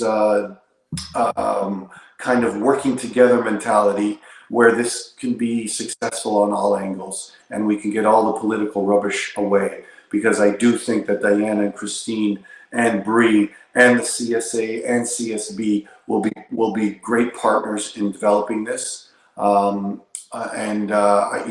just hope that politics and rubbish stay out of this whole equation. All right, and just a side note, we mentioned the Women's World Cup happening in 2023 in June, July. Um, Take us through. We always look Canada, America, and all that, but arguably, is there anybody else that can compete with Canada and America solidly? Like in the men's side, we have 5, 6, 10 countries that arguably you can mention Italy, France, Argentina, Brazil, Netherlands, and all that. How many can you say in the Women's World Cup? Oh, absolutely. I mean, if you look at what's happening at the youth levels, the Spanish are dominating the women's side at the youth levels. The Asians, the Japanese are still very strong. I mean, it was Japan and Spain in the final for, I believe, the U17s or the U20s. Sorry, but but the English winning the Euros Cup, they're going to be a dominant force. But I still think that all the experience, all the professional atmospheres, all the professionalism that our Canadian players and the American players are in today will still put them over the hump. But I think that there's going to be some crazy culture shift in the English game, and I think that will translate into the World Cup. I think that the Germans are still very strong. The Spanish are just developing a incredible product of football, and when the athleticism and matches those of the North American teams, or even like some of the South American teams like Brazil, I think it's going to be, I think we're going to see Europe kind of move in and dominate. The U.S. are still physically dominating and technically dominating as well. But the parity's coming, and I see a lot of teams being up there, and we're still grateful for the likes of Kadisha Buchanan and Ashley Lawrence, like pretty much at their peak, still being considered top playing in top leagues and just getting better. So yes, I do think there's the Spanish and the Germans and the English, obviously, and the Brazilians and the Japanese that can challenge the Canadians and the Americans for sure. All right, so that's the World Cup. But I'm going to ask you a personal question. Your headmaster coach, like Giancarlo says, York University men and ladies, 2026 World Cup here. What changes? Forget about the World Cup. Would you like to see in the group at York University, the CPL, and everything like that? Forget about the World Cup for right now. Where do you think it's going? It's growing in Canada. It's growing like crazy here. But you are the lifeblood. You're teaching. You're coaching. You were just at a soccer showcase there. Okay, you're scouting and scouting and scouting. Where do you think in 4 years? By the way, in 4 years, are you going to have a nicer house? But in 4 years, where do you think it's going to be? Forget about the World Cup right now. No, I mean, I think overall everyone's heading in the right direction. The new commissioner Noonan has a grand plan, I think, and I think he's aligned appropriately with the grassroots system. I think he's aligned appropriately with the Canadian Premier League, being Canadian. I think that CSB coming in has to have a bigger impact on the grassroots infrastructure. And right now, like the business side of things, as far as the Canadian soccer scene has been the dominant kind of reasoning or rationale behind every move. The business side of it is kind of getting a lot better and kind of finding a balance and a sort of a positive flow. But they still need to work out a lot of things in infrastructure. They still need to work out a lot of things in gaining trust of the players and the community. I'm not talking about on the field. I'm talking about off the field. So there's a lot of things that Mr. Bontis inherited that he needs to kind of take a long look at, and we need to give him a chance and the support to fix. So those things for me are essential. But the other thing is that is essential is that the CSB and CPL don't get overrun by the economics the game, because we have a lot to fix at the grassroots level. We have a lot to fix at the high performance level. We have a lot to fix at the amateur adult level. We have a lot to fix, and it can't be dominated by the bottom line, the financial bottom line that seems to be the trend. So we'll see how this works out, because in my estimation and the way this game used to be played and how our national team got built from Ontario Youth Soccer League and other basically leagues that weren't dominated by the economic inequalities, right? We're again, I've mentioned many times that there's so many socioeconomic reasons that kids from the Jane and Finch corridor or kids from Scarborough, those that have so much potential to be our best players, aren't playing or are playing at lower levels because of the money, because of the financial limitations. Can we make this sport into a middle upper class sport? Absolutely. Is it the right thing to do? Absolutely not. And you look at the stories of Tejan and Alfonso Davies and Mark Anthony and Laria, all those kids came from inner city type programs where they didn't have a lot of resources, financial resources. But so I think that we can't close our door to this, and a lot of the infrastructure that exists now, I mean, it's costing kids anywhere from $5,000 to $7,000 to play, $5,000 to $7,000 to play soccer for not even a full year. So these are the things that we need to look at. This is and it is called Canadian Soccer Business that took over pretty much, that's supporting the CSA right now. So I will not be put the blinds over my eyes. I understand what that point is I understand that they have to make it economically feasible. But in doing so, we have to realize what got us to this World Cup. Kids that came from the Scarborough inner city areas, Kamal Millers, kids that couldn't afford it, and kids that were supported appropriately. So let's look at that. Let's look at the conceptual whole, and it's going to start with a proper relationship. Number one, between CSA and the Women's League, and now the Canadian Premier League, right? Establishing their stability, but now delving into the grassroots system and making it right. CPL, CSB need to have that structure that's right, and they can't be afraid of words like competition. They can't be afraid of words like elite, because they can't be afraid of words like that, because we need to have those proper levels of the game where all the kids can play and all the kids can compete, but all the kids need to be at playing at their own level as well. And by 15, 16, 17, there will be a separation of players, and it's not to say that players can't get to that. We'll call it elite for now, even though that word is passé. We need to have those levels to look up to. All right. So, a couple final questions with the coach Carmen Osako here. You talk about the CPL. Okay, 4 years from now, where are teams going to be? How many more teams are there in the CPL, and where would you put them?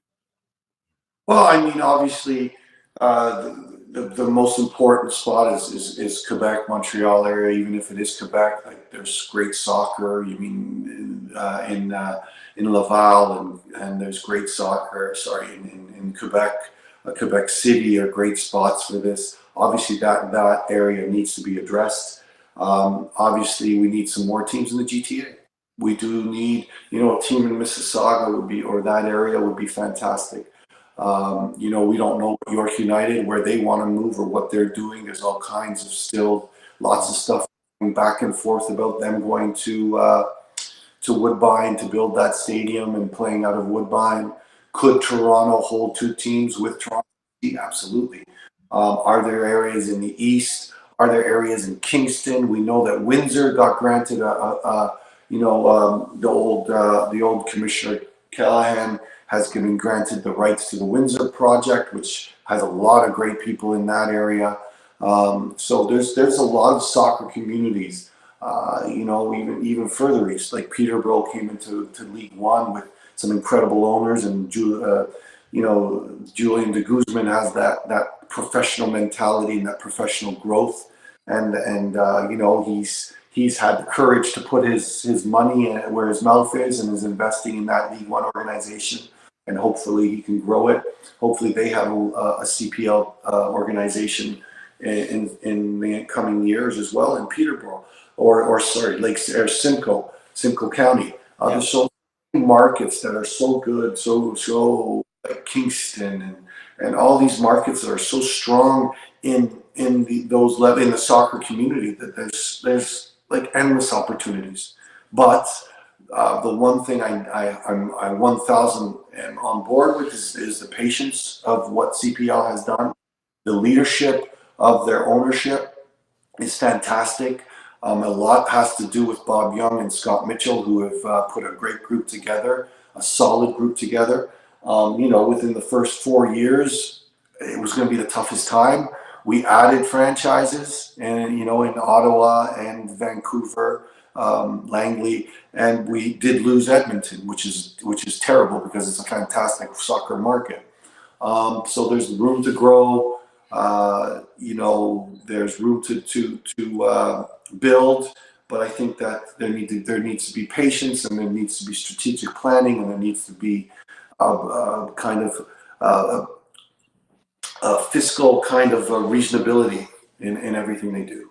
A better plan. Also, now let me go to MLS. Toronto, Montreal, Vancouver. In 4 years' time, are one of them champions already? Well, TFC already won.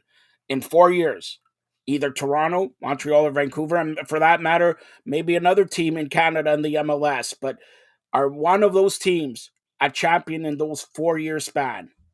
Oh, absolutely, and Montreal did a lot with a little last year, and then they moved on to sell Alistair, they've moved on to sell Kone. So obviously their mentality is to be fiscally responsible, and kind of use the money from selling players to make the business of Montreal or CF Montreal grow. Obviously, Toronto still has that they want to win. They're in a market where they want them to win, and they have incredible financial stability with the Toronto market through their support, through their corporate sponsors, through MLSE. Obviously, it's structure stable, so they're in a position to win. And Bill Manning is one of those that wants to win, and Bob Bradley is a proven winner as well. So these are situations where I think Toronto is best suited to win.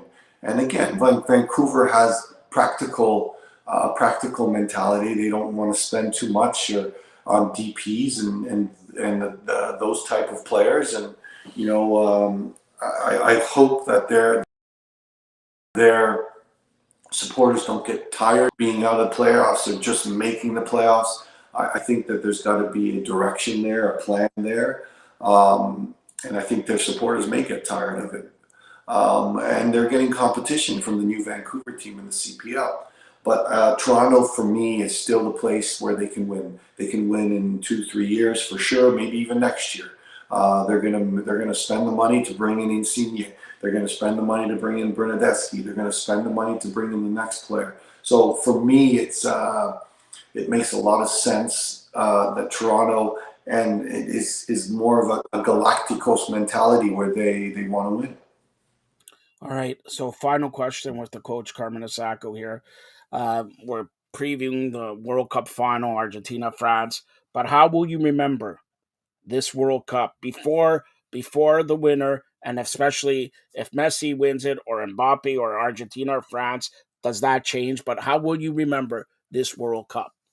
The narrative for me has been fantastic. I think that it's been fantastic, but it's what could have happened. That's me. I mean, I was salivating at the possibility in the 16 round of 16 of a Uruguay Brazil, or of a Spain Portugal. All those that didn't happen. I mean, we had marquee game France England for sure. Even in the group stage we had Spain Germany, but all kinds of scenarios that didn't happen were kind of left me. But the story of Morocco and what they've done was just a great narrative, great for Africa, and great for just the entertainment of what happened in Qatar. But I think the football's been great. I think the venues have been great. I think the entertainment value has been great. Aside from the political aspects that aren't great, and everyone and everything that those kind of stories are. Some may call them side stories, and some may call them the main stories. Which I'm leaning to the side that the politics and lack thereof are the main stories. But if we're talking about on the field, I will remember what didn't happen. I will remember. I will remember the great Moroccan, tactical, and I think I'm going to remember a great France team again, with incredible depth, and just a national system built almost as a club team, where these guys come in and they have their roles set and they know what to do, when to do it, and Duchamp who puts it all together. If Messi wins, it's all going to be about Messi, and I think John was spot on when he said every player on that team is playing for Messi. Yeah. And it will be reminiscent of the God bless his soul, the Maradona days, and what Argentina meant to Maradona, and what Maradona meant to Argentina. That's what I'm reminiscing about. So those are the things that will be stuck in my mind. First of all, And Canada, sorry. that's what I want to say. I can't believe you did Uh, not mention Canada playing at the World Cup for the first time. You were crying. I know you were crying like a baby the first. He cries when he loses 649. All right. So, look, Canada looking, and honestly, I think we're all Canadians here. I know Spanish, Italian, all the, past and all that, but watching the Canadian national anthem in the grandest stage, if that doesn't touch you, I don't know what will. Go ahead.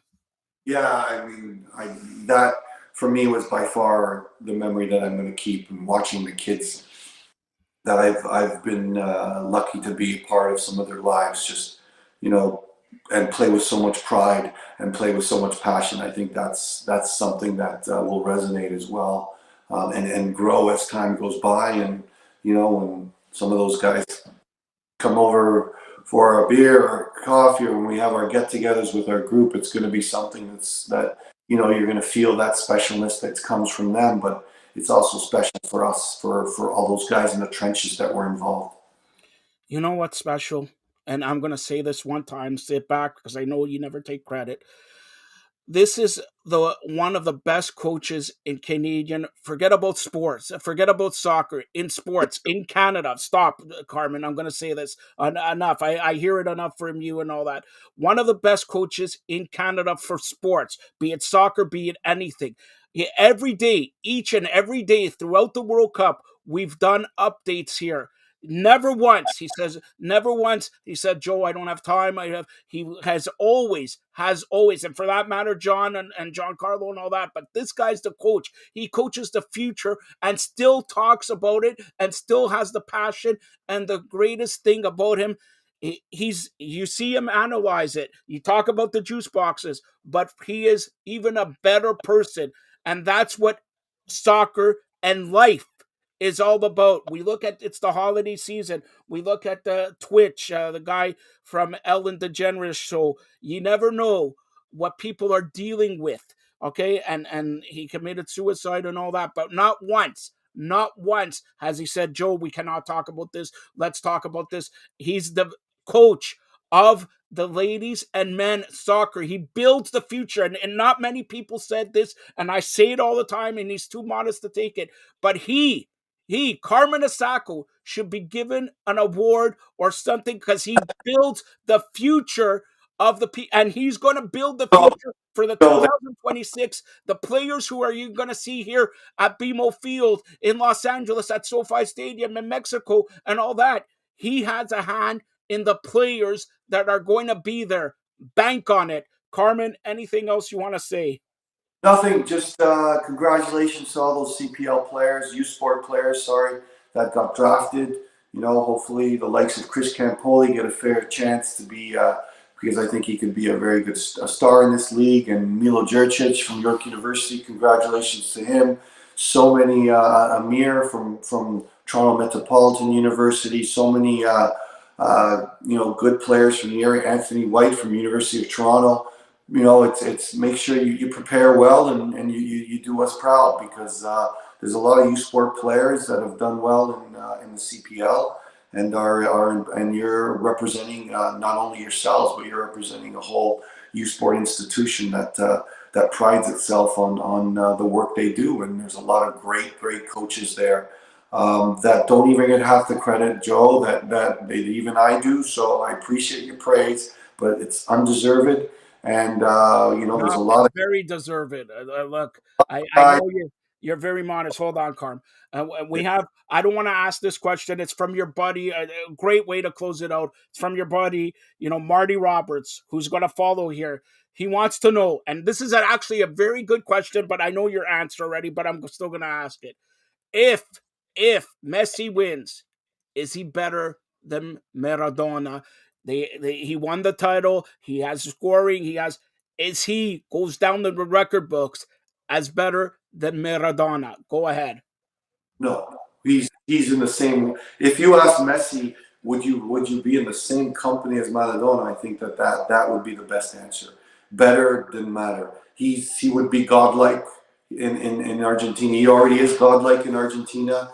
And you know what the best thing about Messi is, he showed a side that was very composed but very passionate, and Maradona was all about that. And Messi has shown a side of passion, a side where he supported Riquelme against Van Gaal in his celebrations. That side of Messi was never something that he saw, but he's not afraid to put it out there. Now he's putting it out there. And if you ask Messi who the best player in the world was, or who the best player ever was, he himself would say Maradona. But being in the same light as a Maradona, it would be just something to pride yourself in. All right, and that's Carmen Osako. Thank you to the Hall of Famer, OSG Sports own John Freeman Nelson and Giancarlo Lino. Hopefully, we'll be back Sunday or Monday to discuss the World Cup final. But again, I want to personally thank Carmen Osako each and every day. He came on here and we sent up the times and all that. He never says no. This guy he's so modest. People in the world, in soccer, in the sports media. And we're going to ask you one other thing. You're getting famous here with your juice boxes. All right. You like the Miami Dolphins. All right.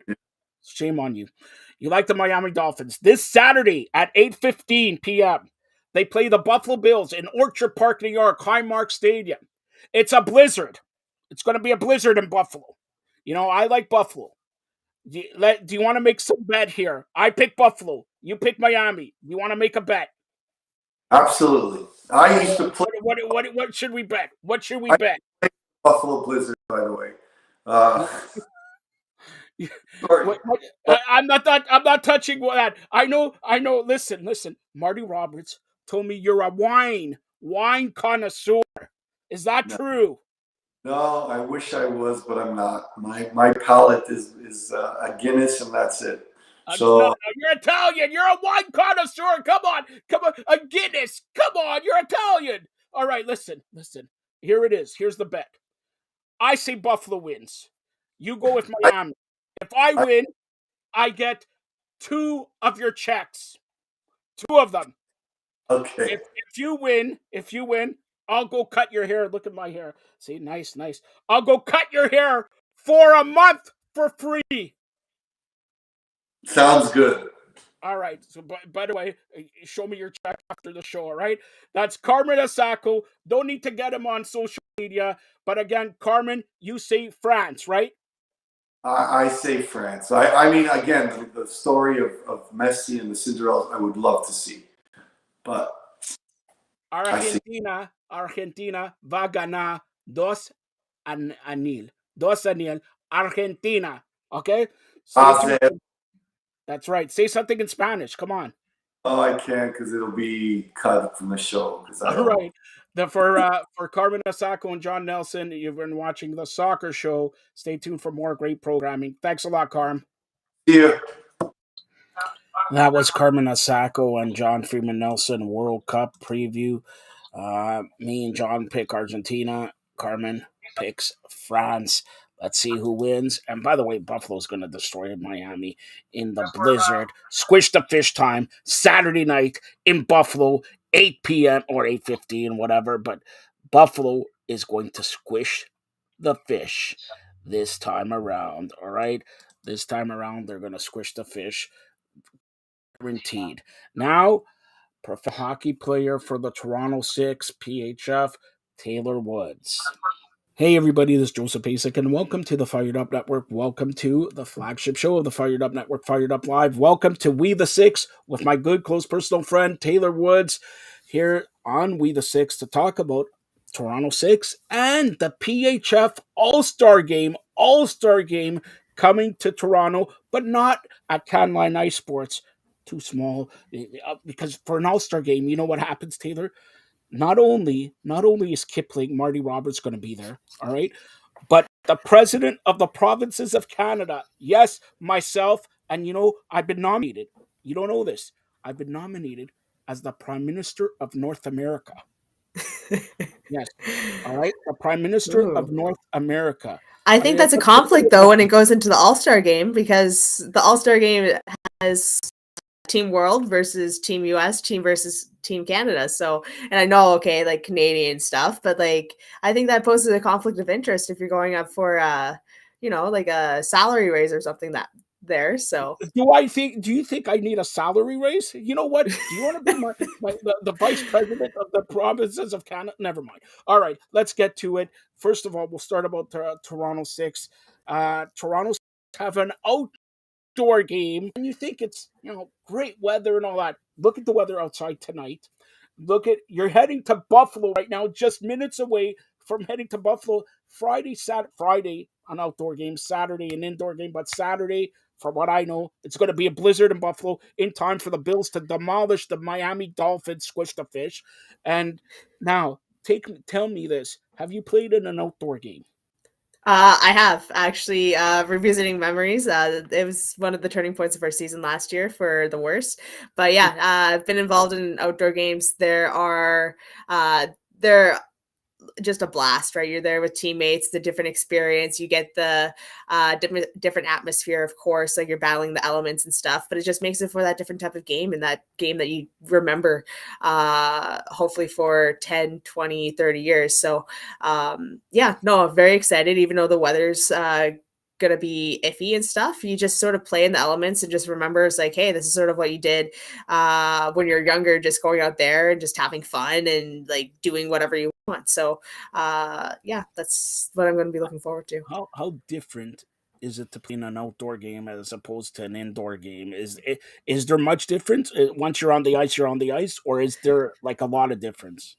A little bit of difference, right? So if you want to talk strategy and stuff, like you sort of have to prepare like just for just different ice conditions, right? So it might be super hard and like that's good. So then the puck slides and stuff, and you might have snow pileups, right? So you have to just be ready for just different puck speed, different puck bounces. And also just in terms of the size, right? The size might be different in the offensive zones, right? Boards might be a little bit wider, so you just got to prepare for that. We're playing at night, so there's not going to be any sun, which is nice, so you could see, and there's no reflections. And then just the play in general, right? It sort of motivates you a little bit more, sort of gives you that fire as a kid. So the battles are also going to be a little bit more gritty, right? You might see some cool stick handles if you go down to the zone or like some odd man rushes and stuff if you can with the ice. But yeah, it's just sort of that youthness will come out, I think, a little bit more. All right. So, but have you played in like a blizzard? Because they're talking about 15, 20 centimeters in Toronto. That means, in Buffalo, you're going to get 50 centimeters, put it that way, or 2 to 3 or 6 feet. Now, have you played in a blizzard? Outdoor game in a blizzard, no, but you know what, calling on the times when I played in Manitoba, like we brought out, like it was minus 30, minus 40. You're traveling there, you're traveling like 20 kilometers on the highway making it to these games. So, and also just bringing like a hair dryer per se, just to warm up your toes, so then you have some feeling, right? So it's those things. It's like, okay, anything that we're going down to Buffalo, I think at least the Manitoba players on our team will be able to deal with and fight through that adversity. You mentioned hair dryers and all that. What's the funniest thing that you have to pack for an outdoor game when you know it's minus whatever plus snow or whatever? Like honestly, Ooh. Marty Roberts told me he packs hair dryer to put it for his ankles or whatever. Come on, you never thought of that, but you have to think of that. Somewhat. I sort of maybe threw in an extra pair of long johns or something like that, but this time, and I'll drop a little bit of a hint here, but we are doing a themed styled like dress. What's the theme? Come on, what's the Oh, theme? you should know. You should know. It's very classic. It's the cliche. But yeah, it's like, would I be wearing this in like -2, -3 weather? Probably not. But I'm going to anyway, just because it's a theme. All right, so you play the Buffalo Buttes, okay? I don't have to tell you. I don't have to. There's somebody who used to play for the Toronto Six who signed a big time deal with the Buffalo Buttes. Now, look. I know you joke around or whatever, but are you gonna grant Michaela Grant Mensa, formerly Rookie of the Year here? Gonna give her like an elbow, a shot, like a stick check? Come on, that's what teammates and all that. All right, come on, you elbow into the ice. Come on, you tell me. I'm definitely gonna keep like my 100% in pug battles, obviously. But when she comes down, like even like one-on-ones, like we always used to have some fun in practice. So that's just gonna come up again. She knows that I'm a big time defenseman that stops like at least 95% of her plays. So we're just gonna relive that, and I'm gonna have that joy. But yeah, like she's doing her thing with the Buttes, and they're doing, I think, decently well this year. And we're doing our thing with Toronto. We also have Carly Jackson on our team that Yeah. we also took from them, and I've talked to her before, and she's like, I'm ready. I haven't been in this situation before, but I know I'm ready. I'm gonna do anything. I'm ready. So it's gonna be cool. So you mentioned defensive battle and 100% or whatever. I'm going to ask you this, not that I know anything or whatever, but what's have you played forward, and what's for you? Is it more difficult to play defense or more difficult to play forward?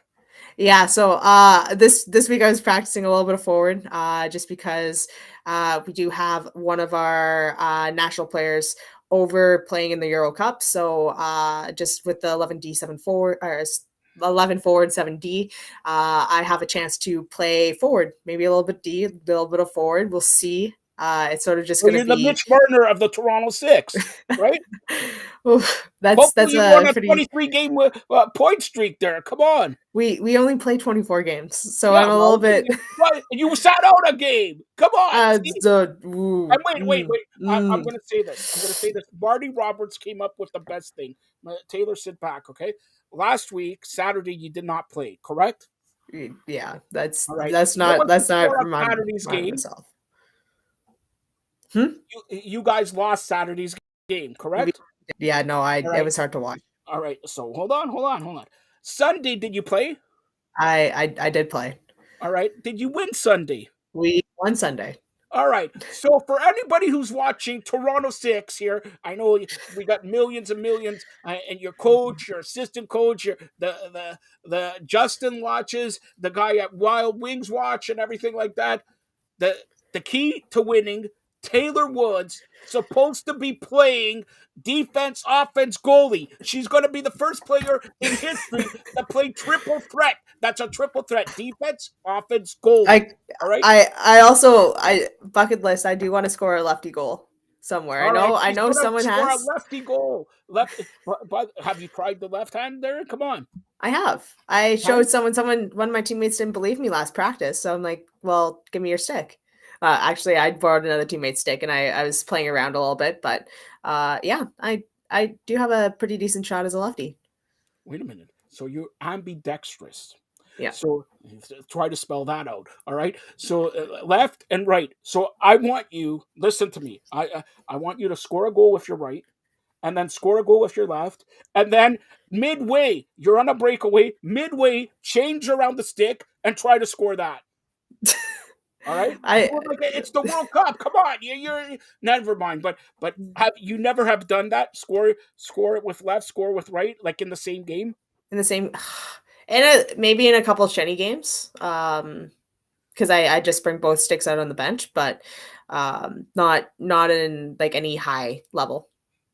Well, it's about to get high level. You got to do that. Look, 2022 is closing out. You got 2 games left. All right.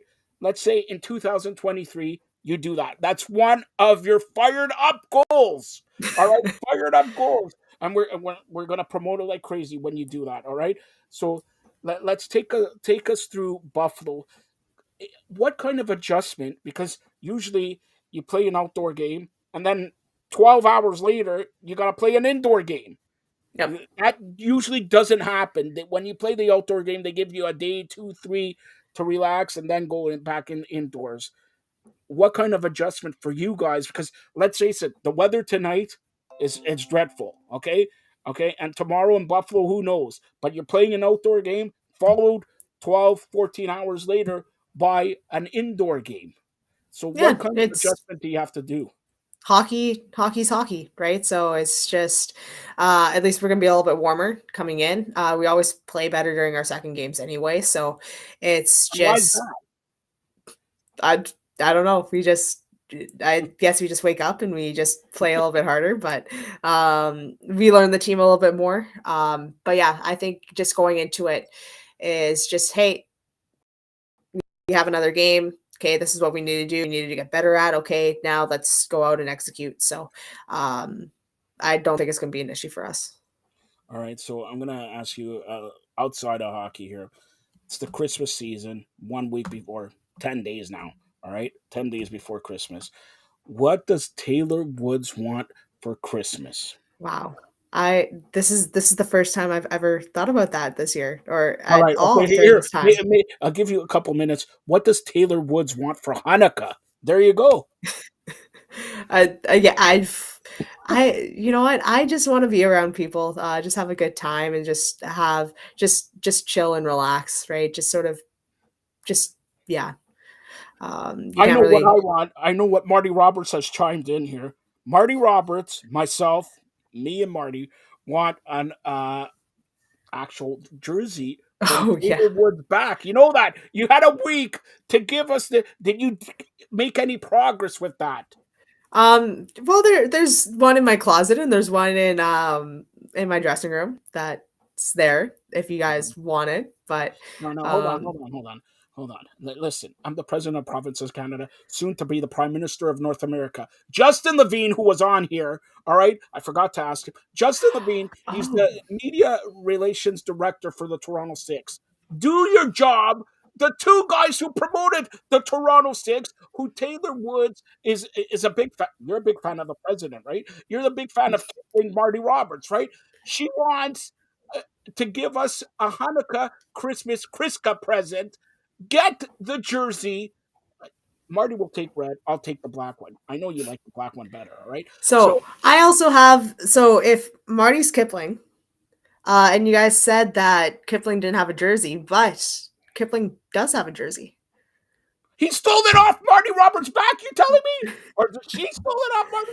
But We're gonna have so problems. this next time that we're both on, and this is going to be a question to Marty. What number is Kipling? What numbers? Ooh. So Wait, yeah, you guys gonna have to tell me Marty that. Roberts. Marty Roberts chiming in here. It depends what bus he's taking, because Marty Roberts is a TTC driver. So you got to ask Marty Roberts, what bus is he taking? Oh, What? Now? All right, give Marty a hint. You could give mention a that's famous hockey player. that's gonna be well. Um. Hmm.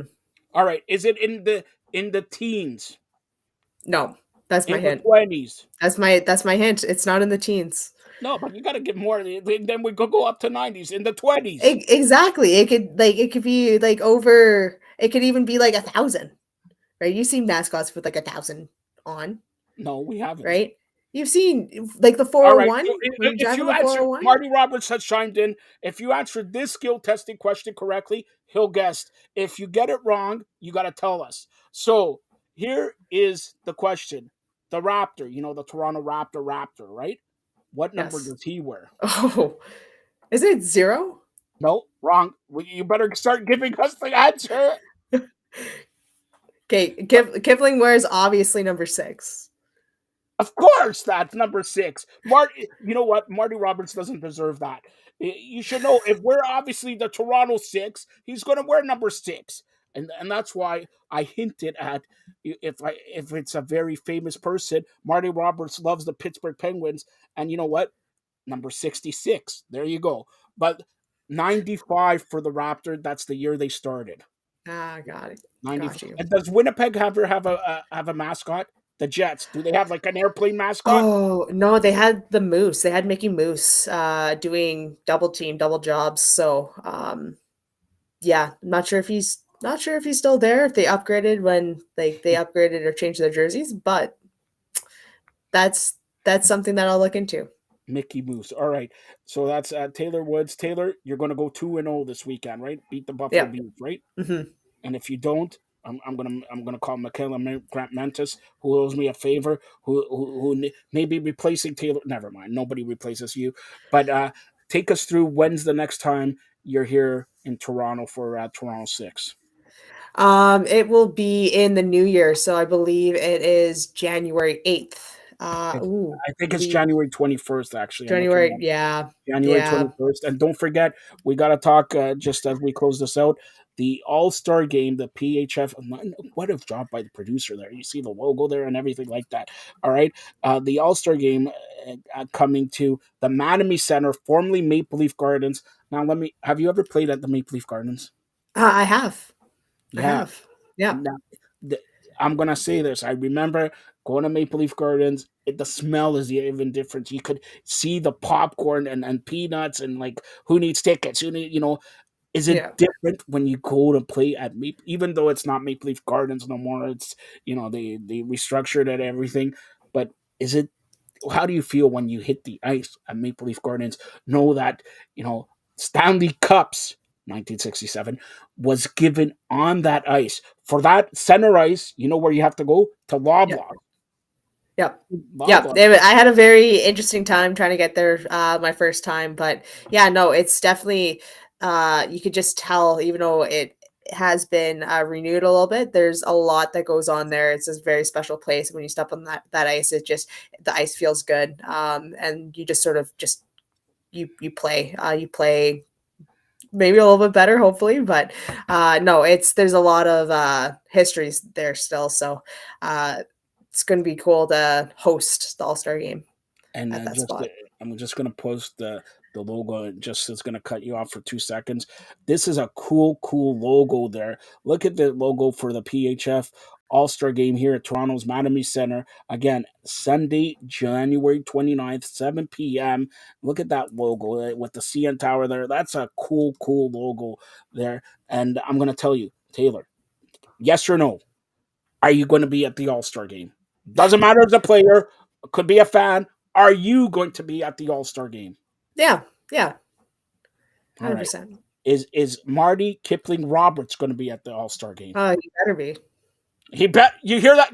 You want to call him out here? Call him. He's going to be on here after, because we're doing the Leafs pregame. You can't do, or the Leafs postgame. You can't be on because you're on the way to Buffalo. But you want to say anything to Kipling, Marty Roberts? He's just going to have a lot of people around him, so he better just make sure that his fists are good and he's smiling a lot. So, yeah, he's just gonna have a busy day. His fists are good. Like, Well, what's he his fist, doing? when you give a fist bump, like he's gonna have to give a lot of fist bumps. All right. So just warm up the shoulder a little bit, right? It has to be soft because they're kids, right? So a little pound, little Don't pound. worry, Marty Roberts. Every time he's in the tub, man, he's in the tub. This guy has been more in the tub. I mean, like, oh my gosh! All right, that's Taylor Woods. Again, the Toronto Six outdoor game against the Buffalo Beauts Friday, indoor game Saturday against the Buffalo Beauts, and then they have a couple of weeks off before the holiday. I'll get you on before the holidays to tell me what you want for Christmas, and whatever you want. Marty Roberts has chimed in and said he's going to give you what you want if you give him a Taylor Woods jersey. Deal? Sounds good. All right, tell everybody how they could get a hold of you, Taylor.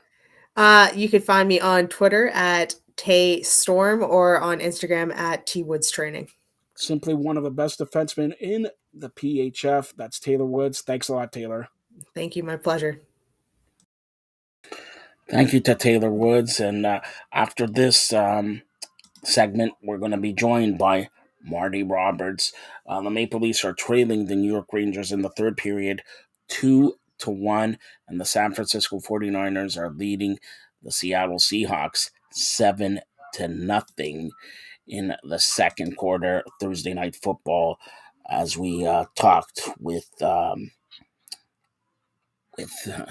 Andy McNamara.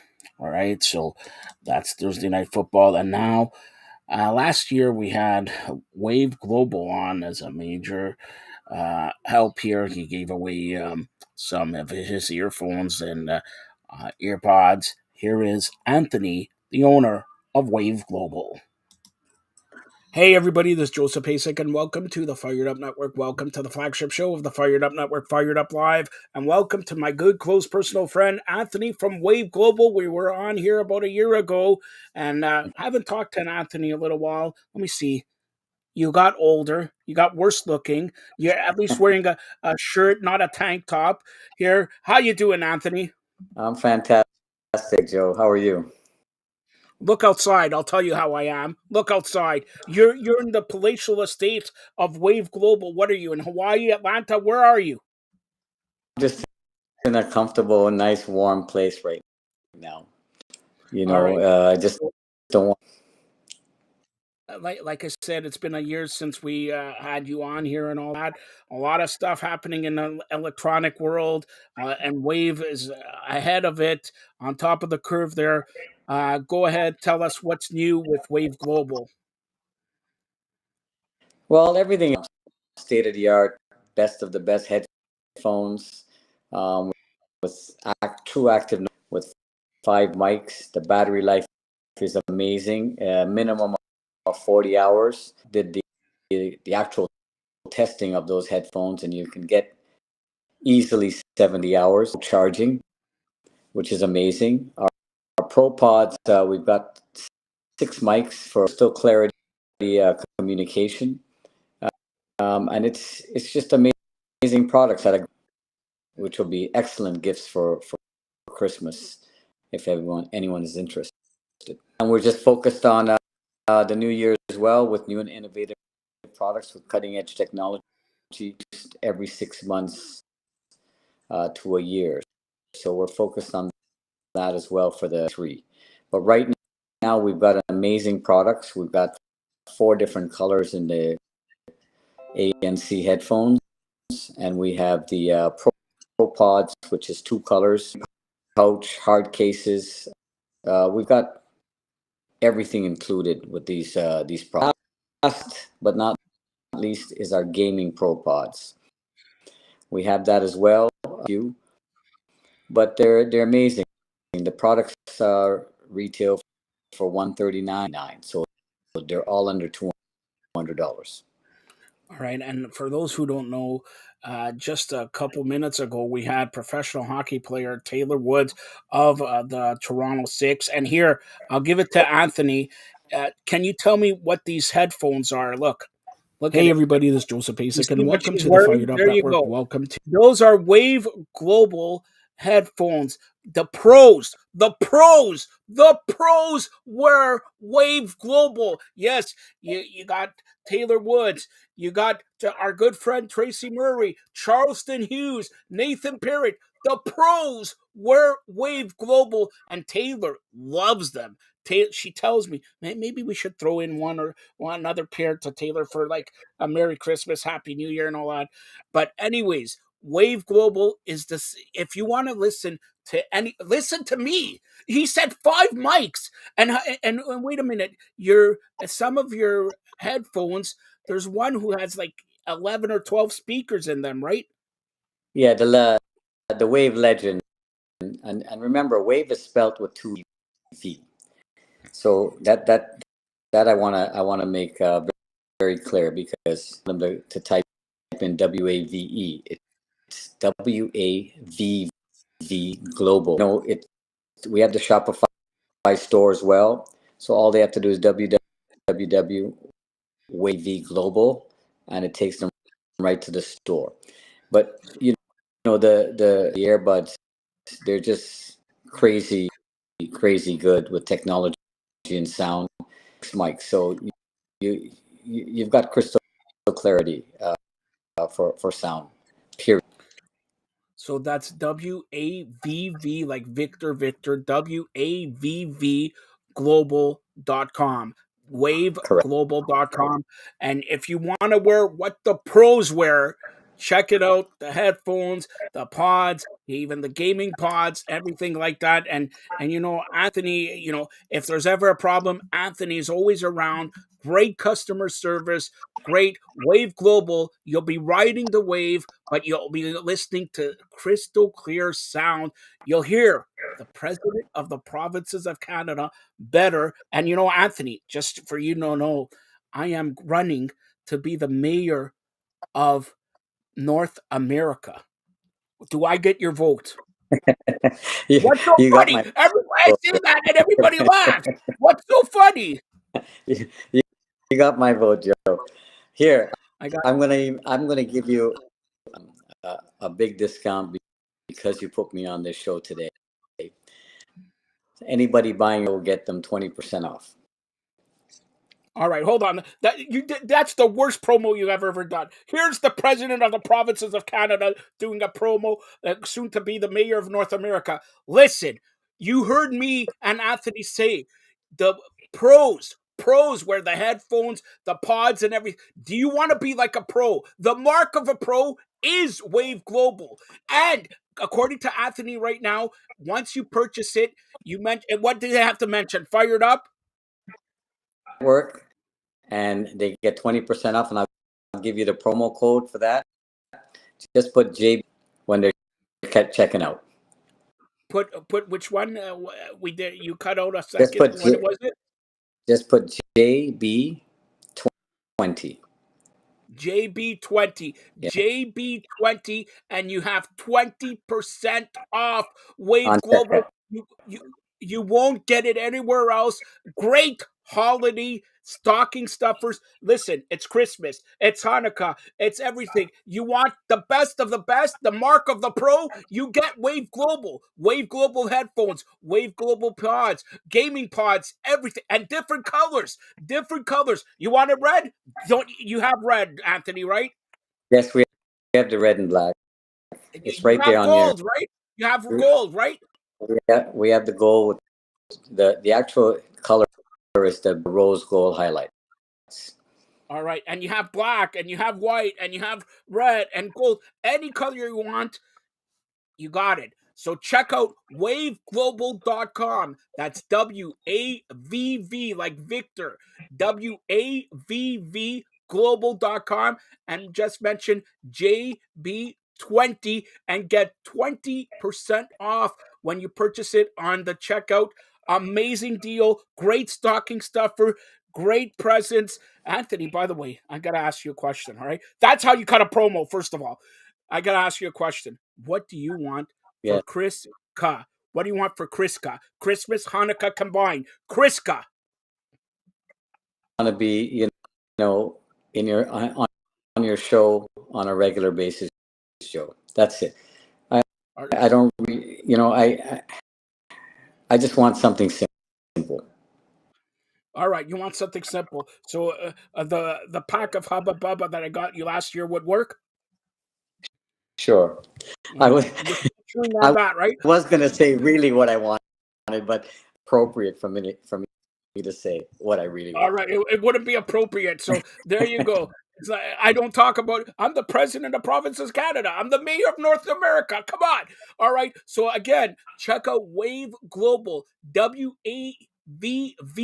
That's Victor Victor. WAVV Global.com. And when you purchase whatever you will purchase, don't forget at checkout do JB20 to get 20% off your purchase. Nobody gives 20% off right at checkout.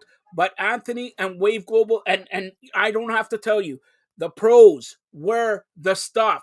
Tracy, Taylor Woods, you saw her. You saw her on the show today wearing the Wave Global headsets. They're amazing. Check it out. And Anthony, every Shipping is year, all included, so they get, shipping's all included, shipping so is all included. you could send it to the winner of France Argentina World Cup game. Arrange anything, Joe. That's All right. not a problem. So listen, I'm gonna listen, Anthony. You don't know this. Oye, Messi, va a ganar. Coge esto. See Spanish, all right. If I knew French, I would speak in French. But look, Messi, of course, running for to see if he could get the World Cup trophy. He will wear Wave Global. But Anthony, let's conclude here with every year technology. You hear about iPhone 14, 15, Samsung 24, or whatever. What do you do, and how complicated is it to update the headphones, the pods every year? It's not that difficult once you're in that space and you already technology, you know, down packed. Where we have, for example, if the Bluetooth chipset changes to a different version, easy fix. So the version could be 5.0, 5.2, 5.3. Purchase that chipset, and we include it into our products, our latest products, technology out for every product that we promote and we sell. No problem at all. All right, unbelievable products. Seriously, a good friend of mine, Anthony, the owner of Wave Global. Check it out. We mention it every year, but it's a great. We're basically 10 days away from Christmas, from Hanukkah. Hanukkah ends on Christmas Day, but go out and the prices are unbelievable. And Anthony is here to 20% off it. So honestly, your prices, and I know not because I know you, but your prices match everybody. Why take an Apple product? They're crap. They're crap, and they're worth $500. Your best product is worth half of iPhone's or Apple products. Yeah, you heard it right. It's His best. Go ahead. it's actually 1/3 of the Apple Pro Pods. It's 1/3. But One I'm not, third. yeah, I'm not knocking Apple at all. For us, we strive on being the No, no, best of no. the You don't knock them. best. You don't knock them. I'll knock them. Listen, do you know what good? The only thing Apple is good for, an apple a day keeps the doctor away. That's what Apple is good for. I don't listen to music on Pro Pods or Apple or whatever, all right? Because you know what, Anthony, what if they break down? You're in line for hours at the Eden Center, hours in Apple, hours, because this is the holiday season, all right? By the way, Anthony, yeah, ProPod send it to me because I need presents, all right? But anyways, check out waveglobal.com, WAVV, like Victor Victor, global.com. And when you purchase it, at the end, at the checkout, punch in JB20 to get 20% off your purchase. Anthony, any other thing that you want to say here to all the fans? Well, we would appreciate in building this brand. We're Canadian. It's the only minority owner and founder of in headphones. The support will be greatly appreciated, and we have our customer support here, and we want to provide the best product for the consumer, and we want to have the best service possible for the consumer, with the best pricing for the quality that we offer. So the support we would, that's all I can really ask for. And I appreciate you just getting me on here to help that promotion. We would be indebted to you, Joe. Aren't you always indebted to me, anyways? All right. You know, So, all right, Anthony. That's Wave Global. Check them out. Waveglobal.com. WAVV, like Victor, global.com. And when you purchase it at checkout, do JB 20% off. 20% off your purchase. Great stocking stuff, last minute gift there. And while you're at it, you could get the headsets, the iPods, the gaming pods, PlayStation or Xbox, they need a gaming pod and all that. Check it out, waveglobal.com. Anthony, if I don't there's speak to one you, more. There's yeah. one more I can add. If it's percent off, but it's on Amazon.ca. All our products. If they want a Boxing Day special right now for $20 off each product, if they but I just gave you a promo code for 20% off our Shopify. They can go there and get the product from there. But if they so choose, go and also order it from Amazon Prime. All right, so check that out. Waveglobal.com, Amazon Prime, and these you won't be disappointed with the headphones, earpods, gaming pods, everything like that. Great quality, great listening to, and like you mentioned, five speakers and 12 speakers and all that. So check it out, waveglobal.com. Anthony, if I don't talk to you, I have a very happy and merry Christmas. The best to you and yours during the holiday season, and I'm still waiting for my Hanukkah present. Thanks a lot, Anthony. You too. Same to you, Joe, and for all your do, and I thank you and happy holidays to everybody. Check out waveglobal.com for all the products from Anthony. Anthony, a good friend of mine there, and we're happy that we could help out Anthony again. So we're about 3 minutes left in the third period. The Maple Leafs are losing to the New York Rangers, Madison Square Garden 2-1. Mitch Marner, 23-game point streak on the line in the last 2 minutes. Will be joined by Kipling himself. Yes, Kipling himself, known as Marty Roberts. Hopefully he has my wine. I'm looking outside. The weather outside is, like I said, dreadful, terrible, freezing rain, snow, and everything. I want to be outside, and let's have a toast. Where's Marty Roberts when I need him? Let's have a toast and toast away winter already before it started. It starts December 21st here. Uh, Winter solstice coming up, and that means the shortest day of the year. But after the shortest day of the year, you become long again because it builds and builds and builds to the longest day of the year. This is why people come to me, the president of the provinces of Canada, the mayor of North America, the prime minister of North America. I'm trying to give myself more names there. Again, we're about 1 minute left in the third period. The Maple Leafs trail the New York Rangers by a score of 2-1. I'm going to give you some more updates here while we wait for the grizzled young veteran, Marty Roberts. Thursday night football is underway, and the 49ers lead the Seattle Seahawks 7-3, 2 minutes left till halftime. Brock Purdy, 12 of 15, 96 yards, a touchdown. Geno Smith, 9 of 17, 83 yards. Christian McCaffrey, 11 carries, 51 yards. Kenneth Walker, 6 carries, 18 yards. George Kittle, 3 receptions, 39 yards, a touchdown.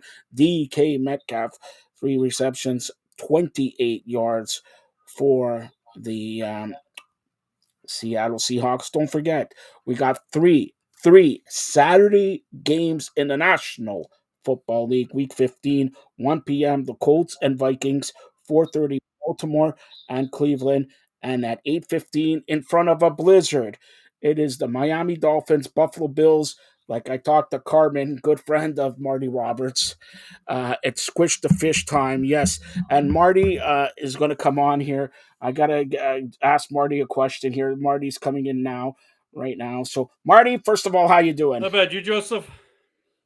I'm doing great. Marty, can you clip like I hear from your beard, because we have a bet here with Carmen Osako. If I lose, which I'm never going to lose, Buffalo's not going to lose to Miami. For he needs a clip from your beard. So what is this? Wait a minute. I asked Marty. I asked Carmen if he's a wine connoisseur. Are you drinking wine? No, I'm drinking a Frappuccino. Frappuccino. How much was that? Too much. Too much. But are you spending the money that Fired Up Network's giving I you? spend it as fast as you give it to me, Joseph. Well, that can't be as fast as I Right? give it to you, because it's impossible. I know, because you never give it to me. All right. Well, let's not talk about giving it to you, giving it to whatever. So we're just about. I think the Maple Leaf game is about closing out. You're watching it. I'm watching it. 40 seconds left. Mitch Marner.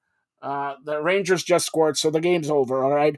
Basically, it's 3-1. So good job by the producer here. It's 3-1. Mitch Marner's point streak is done. I'm going to say that is done. Caputo. It was, I didn't get to watch a lot of the game. I had to go to, it's called a cabaret tonight for my daughter at her school. Hold on, a cabaret? Yeah, it's called a cabaret. Wait a minute, a cabaret? What can you Marty, you got big fans there. I don't have to mention Patricia's a big fan, Carmen's a big fan, John Carlo's a big fan, George Bill is a big fan. So can you do some cabareting, like singing and all that? Cabaret is that a word? Dancing. It was a Christmas story, some singing.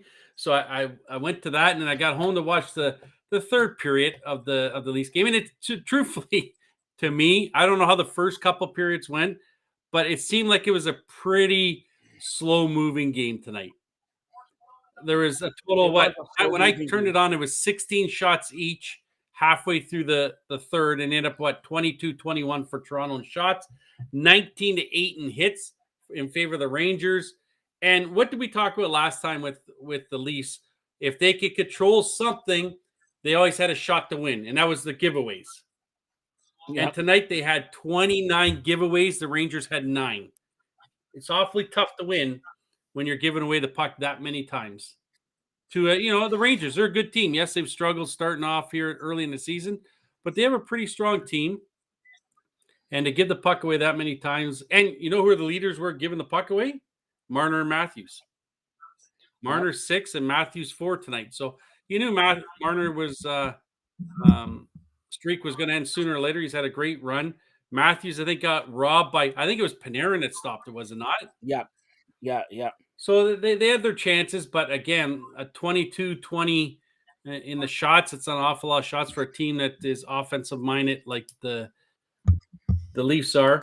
But I'll tell you what, over this stretch of them playing so well, something has switched. And it's like they've bought into what Keefe is selling them. Well, even losing 3-1, it was an empty net goal. So they only gave up 2 goals. Yeah. So the goalies are doing great. And the defense let's give it, the 2 youngsters on the defensive, Liljegren and Sandin, and they brought back Brody now. And I think Jamie Benn was just, or Jordy Benn was off of the IR there. And Morgan Riley has begun skating and all that. But honestly, that defensive structure is fantastic with the Maple Leafs. And who would have thought? He's not coughing the puck away. And that's your boy. Yep. You're the biggest fan of Justin Hall. All right. No, seriously. It'll be interesting to see when Riley comes back. Who are they going to take out of this 6 right now? Because Timmins is playing pretty good since he's come to Toronto. A steal. First 4 games, 4 assists. Let's he's give it. blocking Everybody shot. wants to give it. You want to give it. Everybody wants to give it. Oh, Dubas doesn't know what he's doing. But that is the steal of the century. Like, Right now, it's looking honestly, that way. You're right. It is. Like I talked with my good friend William. Yes, the yes. Leafs look good in How's regular his hair season. doing? I gotta ask His you. hair How's his his hair hair doing? is nice. His eyebrows are nice. He's looking sharp. He's lost a little bit of tan. I guess he's run out of spray tan, so he's got to go buy some I heard new. he gave it to NR the spray tan a little bit. Well, maybe Mister Storman has it as well. But the Leafs for the last few years have been pretty solid during the regular season. We'll Yes, see what they do in the playoffs. If they play like this and the way, like I said, the last run they've had here, they've looked really solid. They've done some things. Some guys have stepped up physical wise. So if they can play like that, there's a chance that they at least get out of the first round this year. But I think there's still some things that Dubas might do here once the deadline gets closer to strengthen this team to get a little bit more toughness. Like we've talked before, you got it wouldn't be a bad idea to check in on Vancouver if they fall out of the playoffs with Shen and a couple other guys there that might be available over you in want Vancouver. toughness? How does Minnesota get Ryan Reeves? Well, All right, and I was sitting there thinking, like, I'm watching the game and I'm like, why is he in a Minnesota uniform?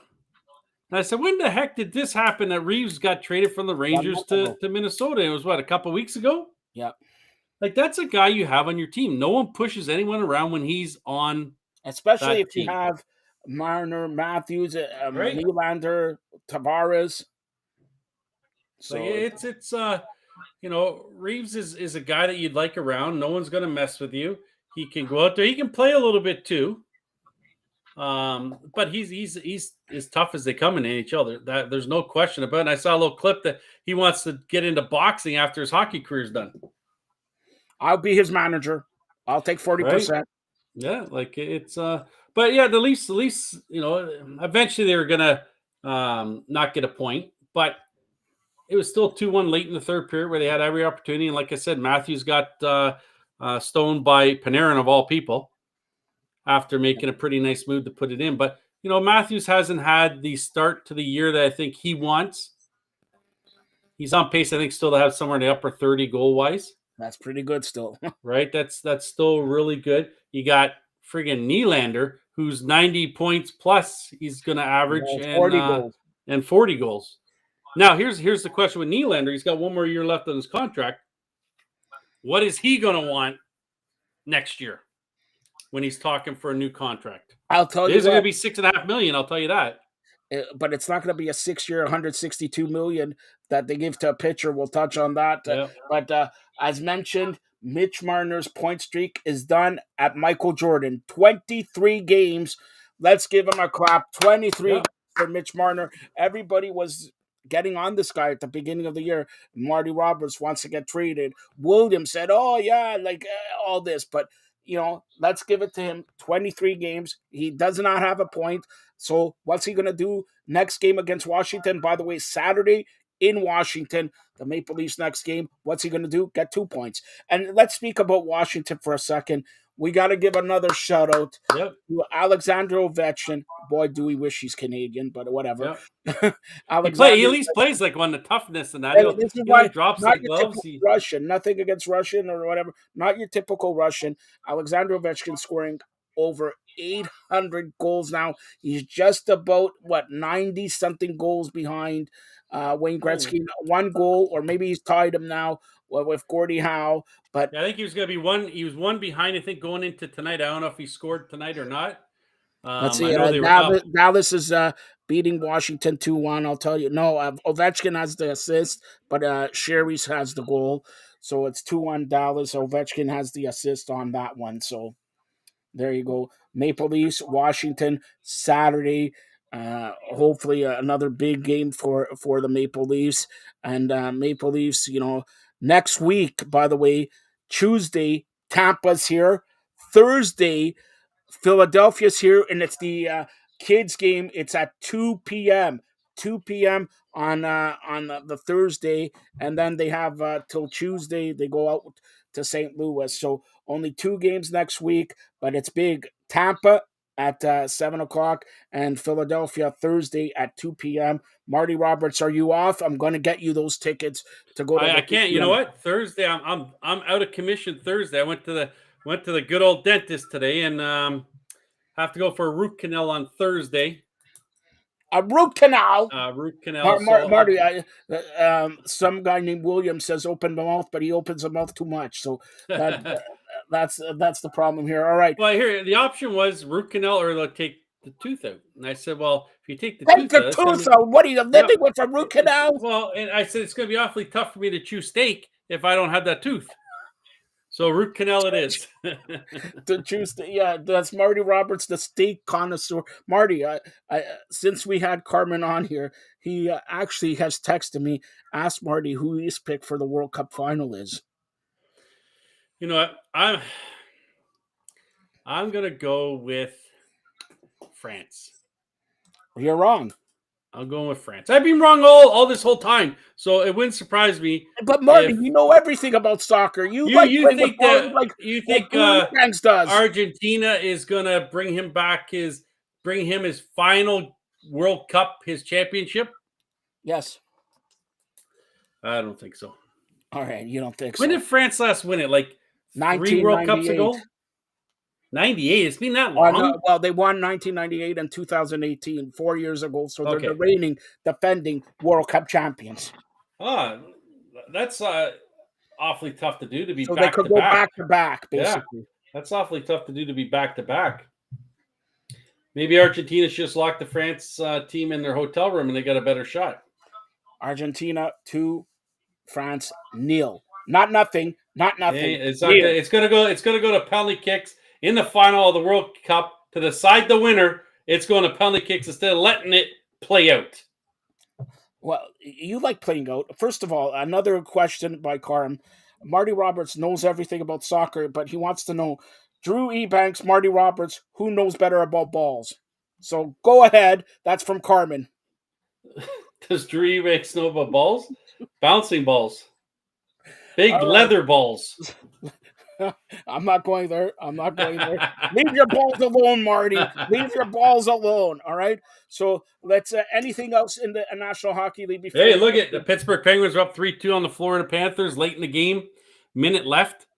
You know, they've had 36 shots. Florida has 34 shots. 4-2 now. Pittsburgh just scored an empty net. You know, Sidney Crosby's on pace to have 40 plus goals and 110 points. This guy's 35 years old? Yeah. And here he is going to have one of his best years of his career at 35 or whatever age he is. You know, and then you know, I thought he was going to be out longer than this. Letang's back. I think this is his second game back tonight. And he has a goal and I believe either assists or 2 assists tonight. Yeah, and by the way, if people in Toronto are interested, the Kings and Bruins are in overtime tied. No one's interested in that. Who cares about the Kings and the Bruins? Bruins, Boston. Everybody loves Boston and Toronto. No one loves Boston. No one loves Boston. And you talk about Florida losing right now to your Penguins. Florida, you know, they made that trade, and last year they were the best team in the league, and now this year it's like, you know, would you do that? Huberdeau, when they got rid of him, he's a playmaker, right? Like, yes, Tkachuk, I think, is leading that team in points. I think I haven't looked lately, but you have a guy like Huberdeau who sets everyone up and does what's supposed to be needed. It doesn't, you know, he was so underrated or underlooked there. You know, I think they're missing that, and you know, their goal. I've always said their goaltending. I think Bobrovsky's in net tonight. You know, he's not the best there. He's having a good night tonight, but they're paying him $11 million to be a subpar goalie. So Florida has some issues. By the way, Penguins are rolling. The Penguins are rolling. I think they're either second now. They're rolling. Big deal. But you want to talk about Sidney Crosby? And 35 years old, on pace to have his best scoring year. But what about Connor McDavid, man? He's like, you talk about he's the best player in hockey, but now he's there's no question. Like, yes, last year Matthews probably had the better year, but McDavid does a year in and year out. Like you cannot stop this guy. He can go from one end to the other, and you're not stopping him. Like it seems almost every time he scores, it's a highlight Highlight goal, real yeah. goal. Like it's insane. I think he had 8 straight goals. At one point there, eight games in a row he scored. The only He problem has a with better Edmonton, 1-2 punch. Edmonton has the amazing 1-2 punch, but they can never. How do you like to be Jack Campbell? You got Leon Draisaitl and McDavid there, and they don't do anything. At least they make it out of first round. But come on, you're wasting that's away always the been good the years. problem, right? With Edmonton is their defensive side, and it starts with their goalie. Their goaltending isn't very good, and anyone who thought that Campbell was going to be the savior was really mistaken, because I was glad that they didn't re-sign him in Toronto, because you're not going to pay that guy $5.5-6 million when he had an all right year last year, but he went for a little downside for 2 months there, and he's just not a guy that is a bona fide number one goalie. And so far, I think Samsonov's leading the league in almost every category. Oh, hold on, Marty. Taylor Woods has just texted me, and Taylor wants to know. Ask Marty, what's your number on Kipling? What's Kipling's number? If you're Kipling from the Toronto 6 mascot, so we talked about this on the show. Do you know what Kipling number is? I'm not giving her my phone number. She does not want your phone number. She doesn't need your phone number. She could bench press you, body slam you, pole drive you, suplex you. Come on. If you watched did you watch the show? You're on this show. Yes, I watched it, and Taylor said I should be at the All-Star game as Kipling. I'm going to have lots of people there. I'm going to be smiling a lot there. Yes, by the way, we should talk about that. The All-Star game for the PHF Premier Hockey Federation at the Mattamy Center, formerly Maple Leaf Gardens, January 29th, 7 p.m. Marty Roberts will be there as Kipling. By the way, he doesn't know what Kipling's number is. It's number 6. He's the 6. Come on. I knew that. You didn't let me answer. All right. What's the Raptors number? I don't care. All right. I'm the Kipling mascot. I'm the Toronto 6 mascot. All right. So honestly, my eyelashes tell the story. Never mind about that. But another big story that we touched on with Justin and with Taylor was the PHF doubling their salary from $750,000 to $1.5 million. Yeah. All right, that's big news for the PHF. Yeah, that's huge news. And you've looked at it, like last year, it was half of that. So they've gone up, almost what we'll call it. 2 years, and don't forget, last year was a COVID year. Yeah. So that's good for them. That's good that they're getting it now. If they can just get the TSN and the Sportsnet on board on this side of the border to show the games regularly, instead of having to find a feed for ESPN. Forget PSN and Sportsnet and all that. You want to show it on the FiredUp Network. FiredUp Network. Name another network that covers the PHF that we talk. We got the mascot of the Toronto 6 on. We got it's all nice that TSN Sportsnet are adding females to their broadcast. But how about you put the sports on as well? How about you put the women's hockey on? How about you put the women's basketball on? How about you put the women's soccer on, instead of showing it elsewhere that we have to go and stream it somewhere else? Put it on here so we can watch, and I don't have to go looking all over the place to watch the game when it's on ESPN like 19 in the States. So you mean when somebody said it was on TSN, it wasn't on TSN? It was not on TSN, no. I searched high and low on TSN. It was not on TSN. But I'm not going to say who it was, Justin. I'm not going to say who it was. But who was it? You're not going to say Justin. Who it was? Justin. But it was not on. But hopefully that with this being increased, it's becoming more and more popular every time it's out on the ice. Here's another problem, Marty. Sorry. Here's another problem. Did you know we touched with Taylor? The Toronto 6 plays an outdoor game tomorrow in Buffalo. Could be a blizzard. And where is it being played? It's not on TSN. It's not on Sportsnet. Hell, I don't even know if it's on ESPN. It's an outdoor game. And I mean, guess they'll be Blizzard. showing on Twitch or something like that, Well, we're on Twitch also.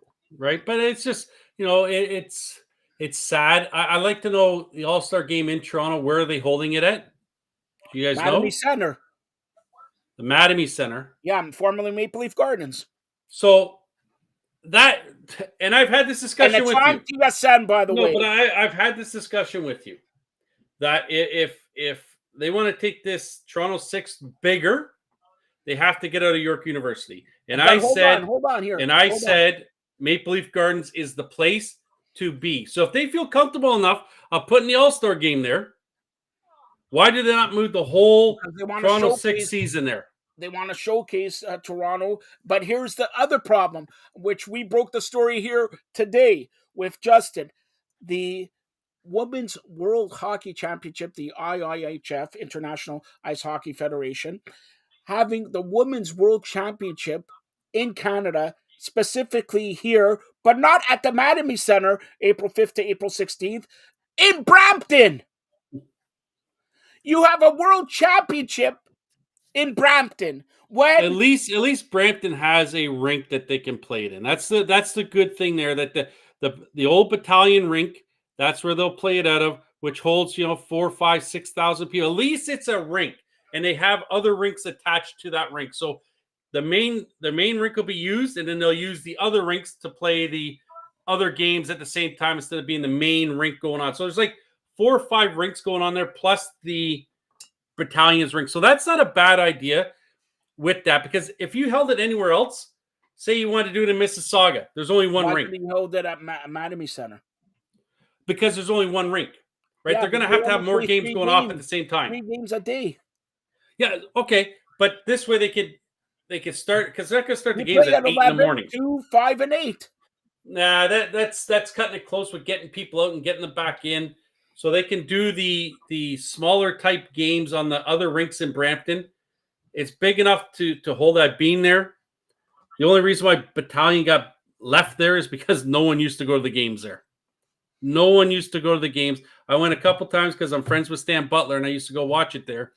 And even in the playoffs, no one went to the games in Brampton. And heck, Mississauga was just down the road. And Brampton's been gone for 3 years now, I think it is. They're up in North Bay. Yeah. Mississauga still doesn't get any people at their games. No. That's the problem with, we talked about this all the time. It's Toronto. They say Toronto's the hockey mecca and all that. Is it a hockey mecca or is it a Maple Leaf town? No, it is. Toronto is a major sports town, as in MLB, NHL, NFL, and NBA. MLS. If you got those 4, they MLS sell got out. 30,000. What's that? Major League Soccer's got 30,000 a game. Right? That's their main things. The CFL is never gonna, sell out 40, 50,000. The OHL teams that are around there are not gonna sell out because of that's why the OHL thrives in small towns. In Barrie. Right? Barrie, Owen Sound, Windsor, places Oshawa. like that, Oshawa, Peterborough, Kitchener. places like that is small London. towns that love going to these games. And truthfully, up to a few years ago, I'd rather go and watch an OHL game than an NHL game. You said up to a few years ago, then so has changed? It has, only because I don't like the way the game is played as much in the OHL. It's the I like the physicalness. I like the hitting of the games. I don't necessarily need to see fighting, but I want to see some physical play. I don't want to see guys that get to go around everyone on the ice and not get touched. So I like watching physical play, and that's what's lacking nowadays. And that's all because of how, I guess, the NHL and the pro leagues are going. They're not doing that as much anymore. So you're getting more guys that are fast, but there's not as much contact happening. You saw what happened. It's still, games still have physical play in it. And if you saw the other night, I think it was Ryan Reeves hit someone coming across the center of the ice with his head down. Those types of play. Cole Caulfield got it the other night too. Yeah. those plays are still, and that's what happens. These guys get comfortable skating across the center of the ice with their head down, and they get flattened, and everyone's arms are all up. Oh, that was a dirty hit. No, it was his shoulder right into his chest. Nothing dirty about it. But guys get comfortable now without playing with their head up, keeping their head down. You know, a guy like Reeves is going to bury you. That's right. So now let's go to around the majors with Major League Baseball. Like we mentioned, Marty, we were talking about this guy would look good in a Blue Jay uniform, but Yeah. forget about that. The Blue Jay for this the for 162 million for 6 years.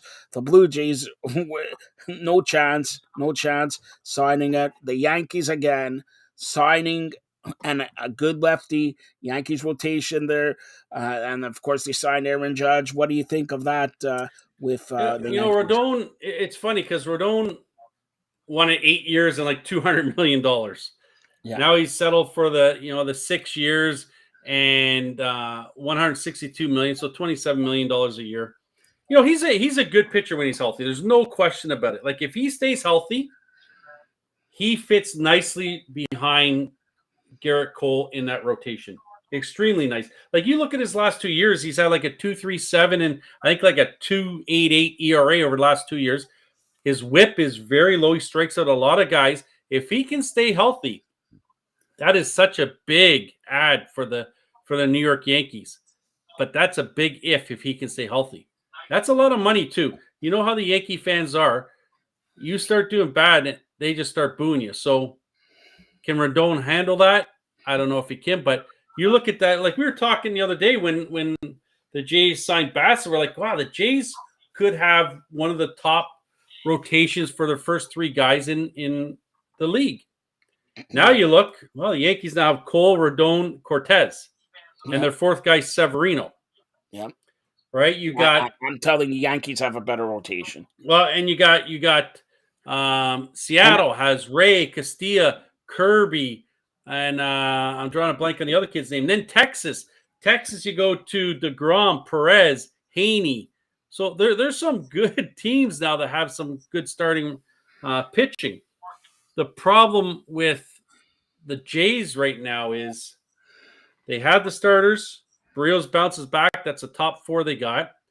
They really haven't addressed the bullpen issue. Yes, they traded and got Swanson. That's nice. But they still need a minimum another arm there.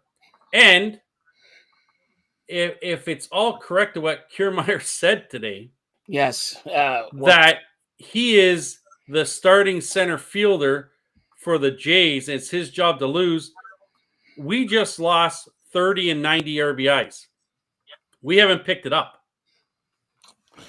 So, you know what I thought about the deal when it first came, and the reason why I thought that is because I thought he was going to be the starting center fielder. And then a couple of people talked me into, no, he's going to be the fourth outfielder. Well, guess what? I was right. Those people who talked you out of them, was it Stephen Williams?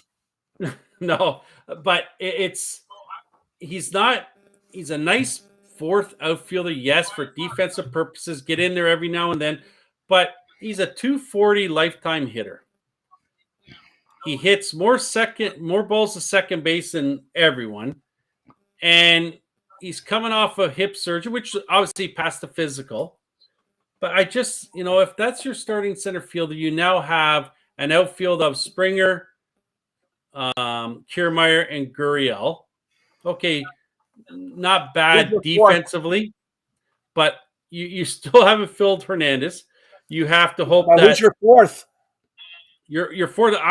I'm gonna guess that they're gonna sign and Tapia back, maybe, or maybe they do surprise us and they sign Conforto and they put him as a DH and then rotate through the outfield to give everyone a break. That wouldn't surprise me either. But they have to somehow find. If not, you have to hope that Merrifield and Gurriel have bigger years than what they had last year. Yeah, good luck with that. Right, and you have to hope that Kirk has the year that he had last year. Let's talk about somebody who signed much like your contract, 13 years, over $350 million, Yeah. and now nobody's worth money like that. Okay, No. but Korea, um, Carrera. Carrera, yeah, is he worth that? Out of all the shortstops that signed, that's the guy I would have got first. Yeah, but for No three one's hundred worth fifty that money. million. No one's worth that money. Like Judge isn't worth 360 either. But that's what the going rate is right now. That's what everyone's paying him.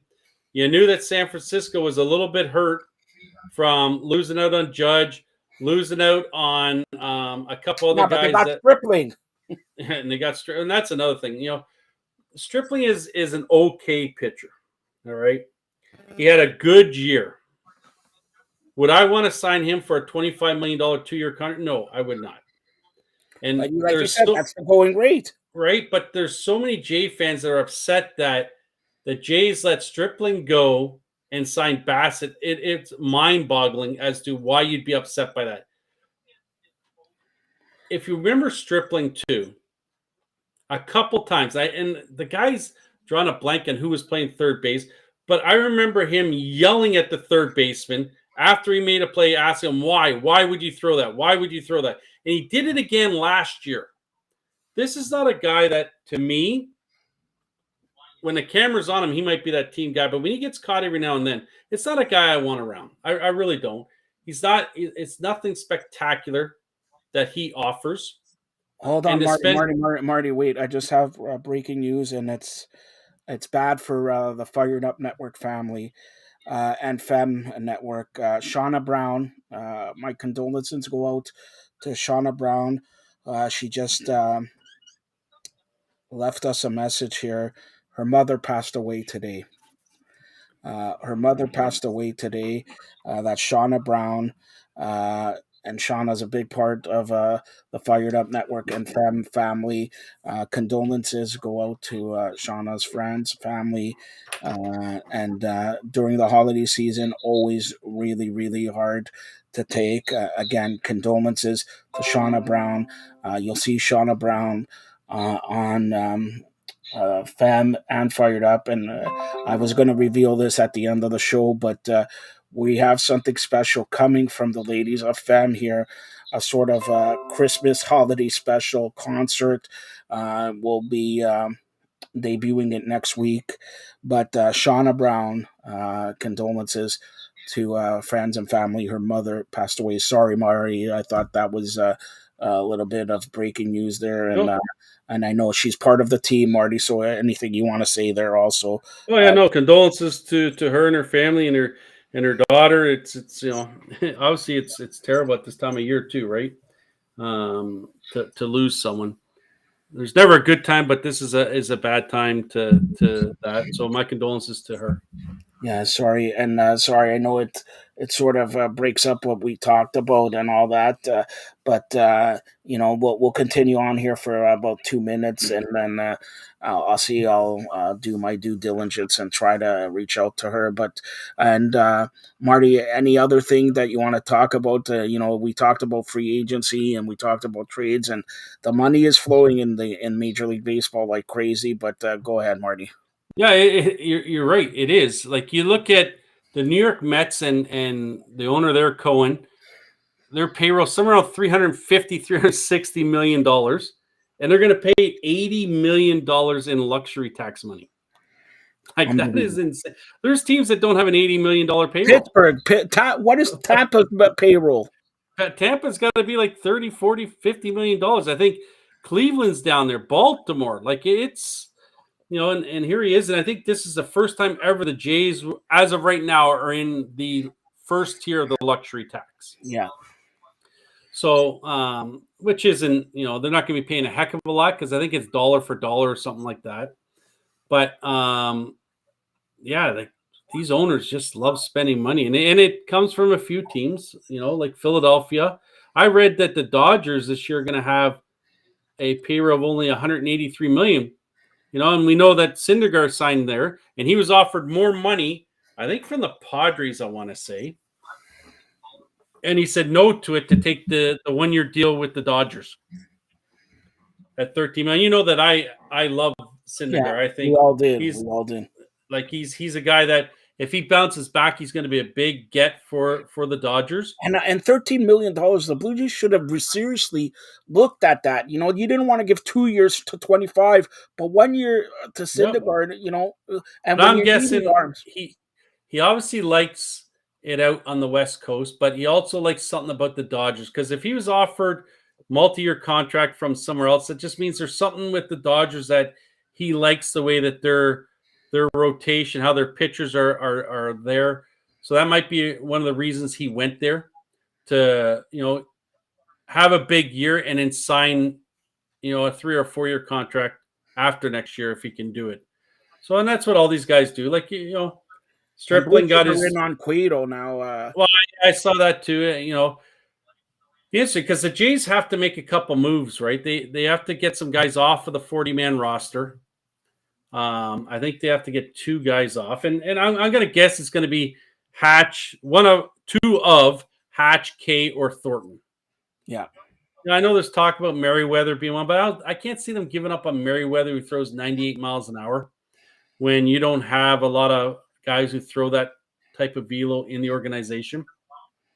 So I can see, I'm surprised Thornton sign still around. Cueto, Marty, if they sign Cueto, Mitch White and Kikuchi, Kikuchi, I would guess is they would look at moving him to the bullpen, or maybe they just decide, let's send him to AAA, and if that doesn't work out, we just eat up the contract. Right? If you're going to have him on the team anyways, he's not going to do anything but hurt your team. You might as well just eat the contract up and move on from Cueto, like we just talked about with the Yankees. Blue Jays get Cueto. I think Blue Jays have the best rotation in baseball, let alone America. Yeah, if Cueto can pitch like he had our year last year too. It was interesting. I was surfing around trying to find some Blue Jay stuff earlier today, and I came across a YouTube video. I don't know who this guy is, but he said that on his channel, the Jays are in talks with the White Sox. And the talk is, it's strictly the Jays want Liam Hendricks from the White Sox. And it would be what this person was saying. Most likely, Danny Jansen would be part of going the other way, because the White Sox need some catching. Now, if they got him, that'd be a nice piece to have. 8-9. That takes care of your bullpen right there. If you got Hendricks there, 8-9 is Romano and him. You got Garcia, you got Swanson, Bass, Pop. That becomes a very good bullpen. Now, interesting. Very good. Why Chicago wouldn't want to take, Kirk instead of Jansen? Jansen is a guy that Kirk he's coming along. Yes, he is, but he's not the best at calling games. He's not the best in his defensive side of games. Jansen's a little bit more mature. Jansen is showing that over a 3 or 4 year period he can hit home runs. Kirk's had the one big year, so that could be it too. Chicago's probably going to look to try and get out of that contract, because I think it's like $26 or $27 million left for 2 years for Hendricks. So if the Jays made some type of move like that, that bullpen then becomes one of the better bullpens around. So here's the question, and I'm going to say this: do you put Hendricks as the 9, and do you put Romano you could, yeah, I think you leave Romano there for that time being, if that was the case. But how many times this year did Romano couldn't go on like a second or a third day, and they had to put Garcia back there, or Simber closed out a game? This way they have, we'll call it a Ward Hankey type situation. Yeah. Where if one guy can't go, the other guy can go. So that was interesting. I saw it on YouTube. I'm not saying it's happening, but it was interesting. I don't know who the guy was, but he brought that up to say. I still think if they do that, and I'm going to say it may be a stupid answer here. If they do that, are we worried about the outfield position then? Well, you might. You're still going to be down offensive numbers, but you still could be all right if your rotation, your pitching staff is giving up a lot less runs, right? And like I said, Merrifield is a guy that's, a pretty good hitter. And last year he had an off year. He now has he's signed for this year. And he has an option for, I think, like 15, 16, 17 million dollars for 2024. He's either going to want a new contract or them to pick up that contract. So you can bet that Merrifield isn't going to have an off year this year. And So if he Merrifield goes could play back the to, outfield too, right? So it's and like, yes, he could play outfield. But if they're saying Kiermaier is your guy in center field, I'm guessing Witt is going to be at second base, and that'll be his position. Now, if they don't trade one of your catchers, then you know that Kirk is the DH when he's not catching. well, it's still. Can you believe this? We're about 6 weeks away from spring training. Yep. 6 And weeks. there's still here's someone I'll say before we move off is I was thinking about this soon. You know how I said Chaffin and Rogers is who I'd like to Yeah. see the Jays go after.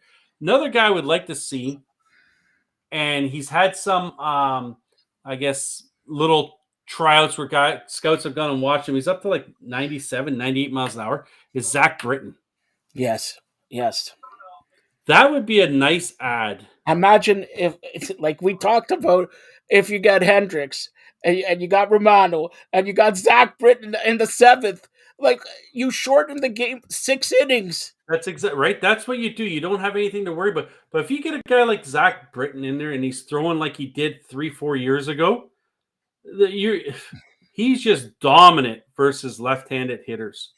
Like they can't hit off him. If he's throwing like they report at 98 miles an hour, that's a guy I seriously look at. And you maybe give him a 2-year contract. Yes, he's 35 years old, I think it is. But that's a guy that I would look at then. I totally forgot about him until I heard someone mention it, that he had like a little tryout and scouts were out watching him. So there's still some guys out there that, Swanson still hasn't signed. Reports are Boston's looking at him now. Yeah. There's still, a month and a month and a half till they got a report. 6 weeks after. Right. So it's coming fast. Like it really is. And we're going to be sitting there like, I can't wait. And it's such a long winter when there's no baseball around. For me, at least, it is. Marty, can you believe we're almost at the end of 2022? God, I look good. Look at the haircut. God, I look good. All right. So you got to take the filters off, Joseph. All right. So, listen. All right. Don't start. All right. So as we close it out here, I want to thank everybody who appeared on the show here. Of course, Courtney Riddle, Renaissance Mama, Justin, of course, Taylor Woods, Andy McNamara, and of course, Carmen and John Nelson and Marty Roberts there. And I got a few announcements here. I like to take this opportunity and say happy birthday to my cousin tomorrow. So he's watching. So happy birthday. Another good personal close friend of mine, Avi. Avi's birthday is on Saturday. And Aubrey Green, his birthday is on Sunday. Enjoy the World Cup, everybody, on Sunday morning. Also, just a little bit of some news here. Again, our condolences, our deepest condolences to Shauna Brown there. Hopefully, I'll be trying to call her and everything like that. So, and also Anthony from Wave Global, his birthday's on Tuesday, so happy birthday. And another thing, this Sunday, for all the Jewish fans out there, is Hanukkah. Happy Hanukkah to everybody out there. Marty Roberts is going to close it out by singing Adam Sandler's Hanukkah song. Go ahead. Not this time. I sang happy birthday last time. I'm not singing this time. Come on, you got to do it. It's happy Hanukkah. Hanukkah. I drink gin and tonica.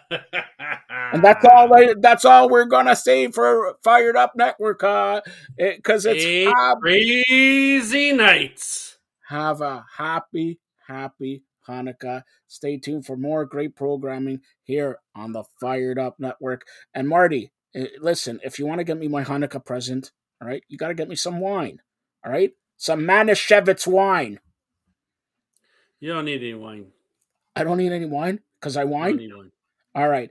Thanks a lot, Marty. And again, condolences to Shauna Brown